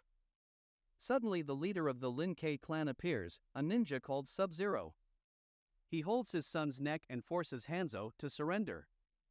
As Hanzo surrenders, Sub-Zero captures him using his ice powers and makes him watch as he slowly strangles his son. A trapped Hanzo cries as he promises revenge, but Sub-Zero kills him before he could utter any more words. In the next scene, a temple where we see a monk named Lukong meditating until a mysterious person from the dark started attacking him with laser force. Lukong was able to pin the opponent on to find out it was his master, Lord Raiden. Master Raiden was only testing his skills for the upcoming tournament in China, as it turns out. We see a large number of people placing their bet on a street fight. In the fight is a girl named Sonya Blade who is getting her ass handed to her from a really huge opponent called the China Rock. Sonya gets a training montage from her days in the Special Forces which motivated her to return back on her feet and uses a strong metal to break the guy's teeth and end him with a heel to the face. A mysterious guy in the crowd who saw her impressive fighting skills and invited her to a Mortal Kombat tournament. She happily accepts the invitation after finding out her archenemy Kano will be there. Meanwhile, Hanzo, resurrected from the dead in the Netherworld, he finds himself tied up in chains like a fake Kratos. He is confronted by the Demon King, who began to torture him really bad. Hanzo smartly draws the demon's attention to him and tears off his ears with his teeth and frees himself using the lava and begins to fight for his life. Hanzo quickly picks up the sharpest sword he can find and slashes the demon into two after a short confrontation. Hanzo later meets with a magician in the Netherworld named Quan Chi who persuades Hanzo to fight for him in the Mortal Kombat tournament as well as to steal a very powerful key, and he will help him get his revenge on Sub-Zero and bring his dead family back to life. A gullible Hanzo agrees to this attractive deal without hesitation and changes his name to a demonic ninja Scorpion. The tournament is about to begin and two Earth fighters named Johnny Cage, a rich Hollywood actor, and Sonya Blade, the Special Forces agent, were recruited by Lord Raiden along with his student Liu Kang so they can defend Earthrealm by fighting in the Mortal Kombat tournament. On the other hand, Scorpion arrives at a hidden island and proceeds to steal the special key according to his orders from Quan Chi. However, he was apprehended by Lord Raiden, who tells him that Quan Chi is only deceiving him and will never return his family back to him. As the Mortal Kombat tournament between the Earth Realm champions and the Nether Realm champions was about to begin, Chang Sheng, the representative leader of the Nether Realm, brought out one of his prisoners named Jax Briggs, who is also Sonya Blade's commanding officer. Jax was captured by a mercenary Kano and is forced to fight his champion named Goro. When the fight began, Jax immediately loses his confidence after realizing the fight was totally out of his league, as Goro toys him around like a kitten and rips off both his arms. Goro was about to finish him off, but Lord Raiden appears in anger and heals Jax's wounds, knocking out Goro with just a fist. Lord Raiden is angry at Chang Sheng because this fight is not in accordance with the rules, as the Mortal Kombat tournament hasn't started yet. Jax is taken back into Chang Sheng custody and officially begins the tournament by sending each of the fighters in a separate dimension to fight in one-on-one combat. The first fight was between Johnny Cage and Baraka. Looking at the way he was being attacked, Johnny realizes that this tournament is no movie set but a real fight. He dodges all the strikes, causing Baraka to set the building on fire with his blades. He quickly escapes just before the building was about to collapse, leaving Baraka to be crushed by the bricks. The next fight in the tournament is Sonya Blade versus Reptile. Sonya is having a really tough time in this fight as the reptile has the power of invisibility. She then smartly decides to pretend as if she's dead, prompting Reptile to finally show his true form in front of her. Sonya takes the opportunity to attack him, this time overpowering him with her superior fighting skills, and finishes him by doing a fatality. Scorpion, who is still revenge-driven, sees one of Sub-Zero clan members and captures him. He kills the clan member after he wasn't getting any answers concerning Sub-Zero's whereabouts and forge forwards to track him down. Next fight is Liu Kang versus Katana. Looking at the way Liu Kang was only defending, it's obvious that he doesn't want to hurt her, but instead he begs her to stop as she keeps attempting to kill him. He puts her to the ground and threatens to kill her if she doesn't back down. It turns out that all of Lord Raiden champions are winning the tournament, which made Chang Sheng furious. He informs Raiden that all his champions will not make it far as a dangerous clan called the Black Dragon will soon attack them. Raiden is outraged, believing it's another way of Chang Sheng cheating to defeat his champions. After the tournament, all the champions of Raiden reunited together, but they see Scorpion finishing off some members of the Black Dragon clan. Thinking Scorpion is the bad guy, they were about to fight him, but Johnny Cage stops the commotion, reminding them that fighting each other isn't worth the time because they have a bigger threat they should be preparing for. If you are enjoying this recap, remember to subscribe to our channel and hit the notification bell so you do not miss future uploads. Johnny, after everything he has experienced, still couldn't believe monsters and magic is real, but Sonia talks some sense into him, saying everything he has seen so far is real. Lord Raiden suddenly appears in front of them, telling his champions to quickly head back to the temple where their final battle awaits them. On their way to the temple, the champions were surrounded by the Black Dragon's clan. They are afraid due to the fact they were outnumbered, but as Liu Kang notices one of them disguised as Scorpion, he immediately regains his confidence to fight. Scorpion comes out of the disguise and starts attacking them with his spear, killing them violently in groups, while the rest of them join him. Johnny is ready to fight, but he always ending up under Sonia's protection as she thinks he is weak. Liu Kang unleashes his special bicycle kick move as he finishes off the rest of the Black Dragon members. Kano shows up from nowhere and starts to shoot as the group makes their escape. While he was having his fun, Sub-Zero appears and kicks him away for dishonoring the Mortal Kombat tournament, while the vengeful Scorpion was watching from behind. He attacks Sub-Zero off guard, saying he is finally going to take his revenge on his family. But Sub-Zero appears to be really confused, but still has to defend himself. After a brief encounter between the two, Scorpion sacrificed himself just to kill Sub-Zero on a spike in the valley. While Sonya and Johnny Cage chases after Kano so they can find Jax, it is revealed that Scorpion is still not dead, and we see Quan Chi yelling at him for losing focus on his mission of stealing the special keys, but instead fighting Sub-Zero. Feeling annoyed, Quan Chi reveals that he was really the one that killed his family by using his magic to disguise himself as Sub-Zero. Quan Chi left him for dead, believing he is dead, but Scorpion later pulls himself off the spike. Sonya, while on the chase for Kano, stops after finding Jax in his custody. Kano releases a group of enormous monsters to fight her, who ended up beating her up as she is unable to fight off that many monsters alone. Liu Kang arrives at the temple to fight Shang Tsung's final champion Garo, who appears to be winning the fight. Meanwhile, Sonya was about to be killed by the monsters and Johnny Cage comes out from nowhere and smashes the monster to rescue Sonya, who is left shocked on how he can actually fight. Together they both defeated all the monsters with their otherworldly fighting chemistry and went to kill Kano, who threatens if they move any closer he will kill Jax.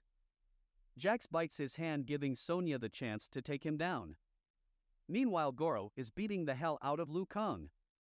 Shang Tsung finds out that Quan Chi tries to poison him so he can take the special key in his possession to free his master Shinnok. He captures Quan Chi. Meanwhile, Garo was about to rip out Liu Kang's arms upon Shang Tsung's orders, but Scorpion kills Garo from behind. Seeing his last champion dead, Shang Tsung tries to convince Scorpion to kill Liu Kang and he can hand over Quan Chi to him for his revenge. Scorpion instead attacks Shang Tsung after thinking this through, threatening him to hand over the key to him and therefore ending the tournament. Shang Tsung is about to fight Scorpion but backs down as soon as Lord Raiden steps in. He transported himself back to the Nether Realm, promising revenge on them.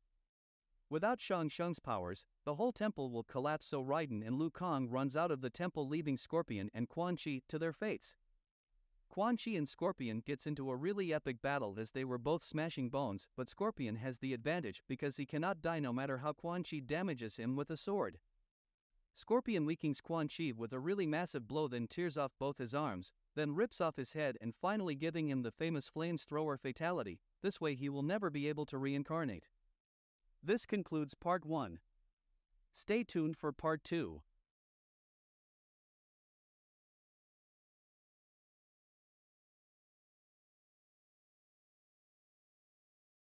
Welcome to US Movie Recaps. In today's video, we will be enjoying an action-adventure film entitled Ultimate Avengers. There will be spoilers ahead, chill out and enjoy. In the North Atlantic in 1945, a squadron of B-24 Liberators transport the 101st Airborne Division. The radio announces that Berlin has been taken and Nazi Germany is expected to surrender.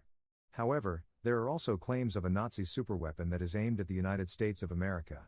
The soldiers were in a plane going on a mission. While they are on the plane, one of them was trying to take pictures while others were just sitting quietly thinking about their families because they did not know whether they will be able to see their family again, because according to one of the soldiers, the mission they are about to embark on is a suicide mission.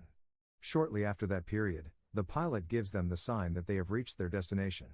The door of the plane was open and all the soldiers come out of the plane using a parachute to get to the battleground. When the soldiers get to the ground, they all begin to fight with their guns. After a while some of the soldiers are dead and some are injured, and suddenly another plane where Captain America can be found visit the place. When Captain America arrive at the place, he gives the soldiers the courage to continue with the fight. He leads some of the soldiers to the place where the super weapon is kept. However, when they get there, some scientists and beasts are operating some computers. Captain America and the soldiers attack the people that are inside the building. But when Captain America is still fighting, one of the scientists launches the super weapon.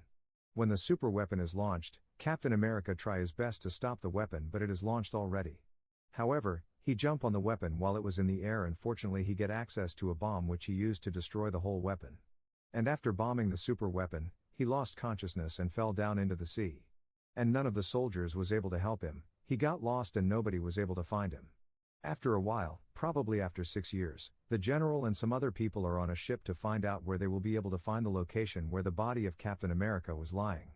After checking over and over again, they could not find his body. But when they get to a point, the professor told the general after trying to track his body with her laptop that they will have to move forward 182 meters before they will be able to find the body of the legend. The general agreed with her and they took another ship to find his body. The general and the professor were the only ones that moved forward to find the body of Captain America.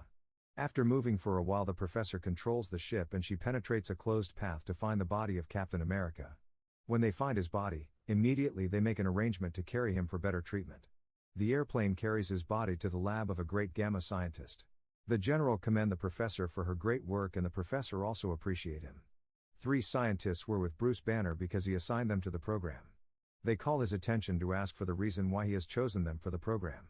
Bruce answers them and tells them by giving them all the files and necessary information they might need, and he gives them their assignment, which is to assist Professor Ross in completing the rebirth chain. After telling them what to do, he asks them whether they are having any questions. They all lift up their hands signifying that they are having questions. Dr. Bruce realizes that their question is about Hulk. Therefore he tells them that he is only asking them if they are having any questions apart from questions that are pertaining to the Hulk. They all drop their hands and no one could ask any further questions. However, just after the conversation, Professor Ross rushed in so that she can inform the doctor about the good news he is having for him. When Professor Ross meets Dr. Bruce, she tells him that they have been able to see the body of Captain America. Dr. Bruce was extremely happy because he had been expecting to see his body. However, after hearing that, Dr. Bruce and Professor Ross run to examine his body. But when they are on their way to the place where his body was kept, his body has been laid down on a device so that his body can be scanned. While the device was scanning his body, a man arrived so that he can examine his eyes closely. But unfortunately, when he was examining his eyes, Captain America opened his eyes and began to fight with the man. Suddenly Dr. Bruce and Professor Ross also arrive at the scene, but they cannot do anything to stop him. The soldiers run so that they will be to stop him, but he fights with all the soldiers and beat them all. No one was able to stop him till he run out of the lab. When he get out of the lab, he was attracted by the sea, and while he was waiting at the seaside, a huge plane visit him and he was taken back. However, 2 astronauts were seen operating on some device outside the satellite. Meanwhile, the general and other staff were in the satellite. Suddenly, they realize that there is a particular spaceship that is coming around them from afar. The general instructed the astronauts to make sure they leave where they are so that they will not be affected by the coming spaceship, but before the information could be passed to them, the spaceship has arrived already. The astronauts did not have anything they could to escape, and suddenly, the spaceship hit their satellite and the astronauts fell off the satellite. The satellite was also affected and the whole staff that are inside the satellite were all affected, including the general. The general enters another room and 3 faces appear to him because they were aware of the problem they are passing through. While the general is with them, the satellite is destroyed. One of the 3 faces that appear to him asks him how long it will take him to bring in another spaceship. But the general refused to answer because he did not want to destroy other people's lives again. The faces conclude their conversation with the general by telling the general to bring in another spaceship with Captain America so that he can help them accomplish the mission. Meanwhile, Captain America is still receiving treatment from the lab. However, before the general could pass the information to Dr. Bruce about Captain America, Dr. Bruce and Professor Ross were discussing.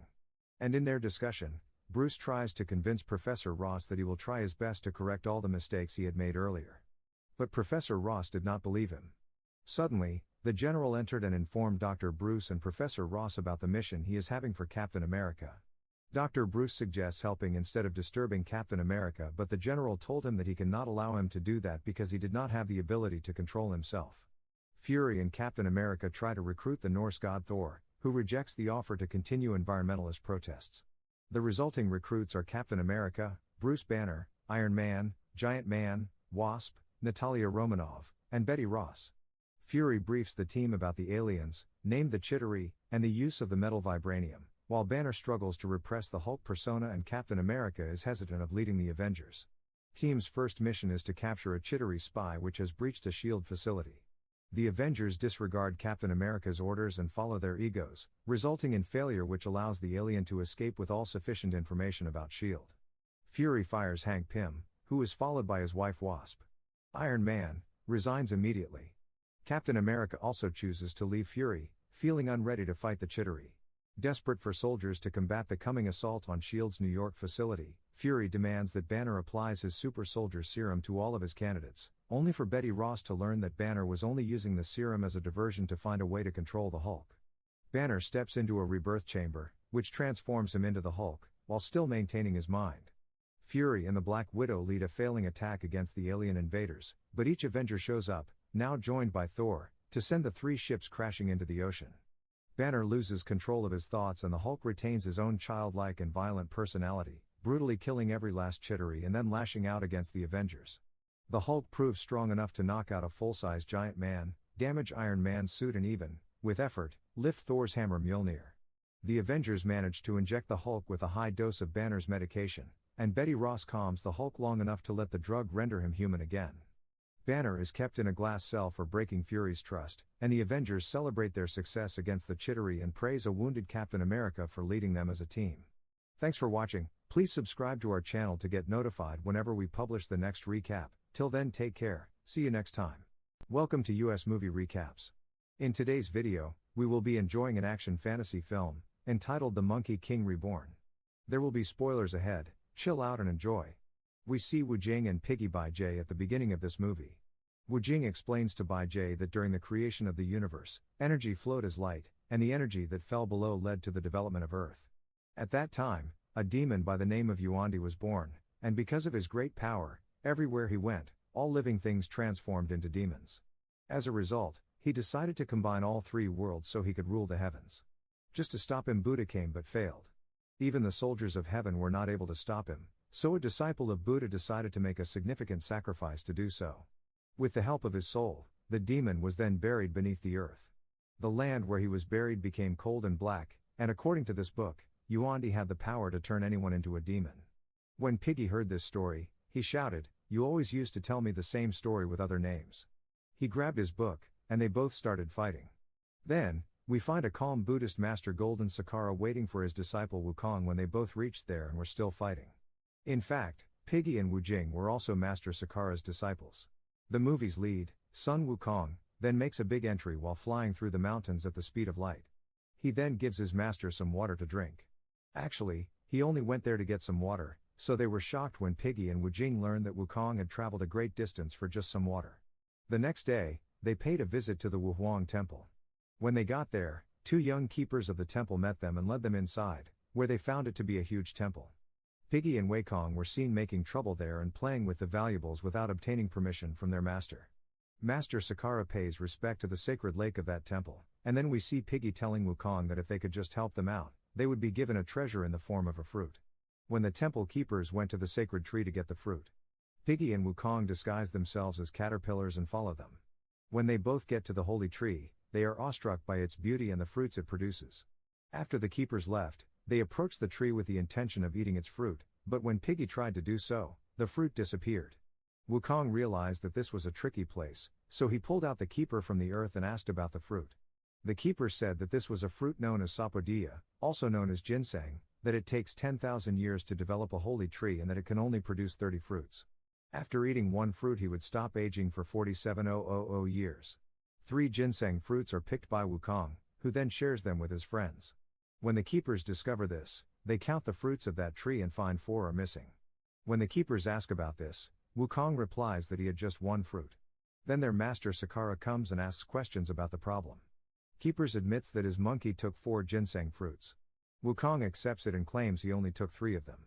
They got into a disagreement over this and started fighting. Wukong was told by the keepers that he is a demon and useless. He became enraged by this and damaged all the fruits before using his stick to destroy the entire tree. The head of the keepers, Zenuansi, then showed up with his soldiers. The keepers have revealed that the Master Sakara's 3 wicked disciples stole the ginseng fruit, and one of them, Wukong, destroyed the holy tree. To prevent Yuandi from escaping, Zenuansi orders his followers to create a demon-protecting shield on the surface of the holy tree. Their Master Sakara begs for his forgiveness. As per Zenuansi, they all treated them with respect, except for his disciples. 3 of them are then imprisoned in his magical cell until, all of a sudden, the shield of protection breaks and Yuandi escapes from the holy tree's roots, taking Master Sakara along with him. Wukong tries his best to free himself but is unsuccessful. Zenuansi explains to Wukong that it took a lot of work to capture Yuandi, but after freeing him by knocking down the holy tree, Yuandi will now make every effort to merge the 3 realms, which will cause the destruction of the earth. Wukong says that you are the ancestors of gods, so why are you terrified of him? Wukong says that the only way he can save his master is by setting him free. If he does so, he thinks he might be able to capture Yuandi as well. Zenuansi says that if he is unable to capture Yuandi, he will continue to imprison Wukong under the mountains forever. When Wukong agrees to his challenge, Zenuansi releases him. After the trio left, he dispatched his disciples to tell the God of Heaven about the situation. Meanwhile, Yuandi's demonic abilities are noticed wherever he goes, possessing every living thing. Yuandi hides in the mountains with the Master Golden Sakara. Many demons were present, and all of them believed Yuandi to be a sea creature. However, their leader informs them that Yuandi is actually the ancestor of all demons. All of the demons immediately knelt before him after learning this. Yuandi informs them that he lost his old body as a result of being trapped underground for a long time. He then commands them to take care of Golden Sakara until he can reclaim his body. He then vows to merge the 3 worlds in 3 days, and no one will be able to stop him. Then we see Wukong and his 2 friends searching for Yuandi when suddenly a little creature appeared from Wu Jing's basket and claimed to be the holy soul who had captured Yuandi. However, Wukong didn't trust him and sent him away. He again takes out the god of the land, and when they ask about Yuandi's whereabouts, he informs them that he is hiding in the mountains. As a result, all 3 of them reach out to the mountains in pursuit of him. Yuandi discovers that someone is looking for him and sends his demons to kill that holy soul. Later, we learn that the holy soul was in a town with Wukong and his friends. The demons of Yuandi then showed up. After hiding the pure soul, Wukong began to fight the demons. The villagers were under the control of the demons, and some of the men went in search of the pure soul just as the demons were ready to capture him. Wukong then arrived and sent the men away. When he saw the villagers in danger, the pure soul felt terribly sad and decided to help everyone who was affected by Yuandi's powers. We then witnessed the demons explaining to Yuandi that they were ready to capture the holy soul when Wukong rescued him, but after hearing this, he became enraged and sent his demonic souls to kill that pure soul. Then, we see Wukong and his friends. They enter the mountain god's temple in an attempt to find him in fighting the demonic souls. When Wukong struck the god of the mountains in the head with his stick, all of the demonic souls escaped from his body, and the god of the mountains regained consciousness. When Wukong asks about Yuandi's location, the god points toward Millennium Mountain. We could then see that mountain, where all those demons were celebrating Yuandi's freedom and where he returned to his original form, and here in the middle of the way, that pure soul asks Wukong who named him Wukong. He tells the holy soul that learning about him is more important than learning how he got his name. When that soul asks, "Do you know anything about yourself?" Wukong responds, "I know everything about myself, and I also know that I'm a demon, created by a magic stone." The pure soul replies that while they are all wicked demons, he has a heart and is a good demon, and then the pure soul nods off. Because he was in the form of a child, Wukong didn't want that pure soul to accompany him, so he surrounded him with a shield and traveled to Millennium Mountain with his friends. When Wukong, Piggy, and Wu Jing arrived at Millennium Mountain, where many demons could be seen, they all got into a fight. When Piggy first started, everyone thought he was completely powerless, but soon Piggy transformed into a giant and crushed all those demons beneath him. Wukong then mercilessly killed the demons with his magical stick before using only his hair to create an army of monkey kings who helped them in fighting all those demons. Yuandi then came and asked Wukong to give him that pure soul, but Wukong moved forward to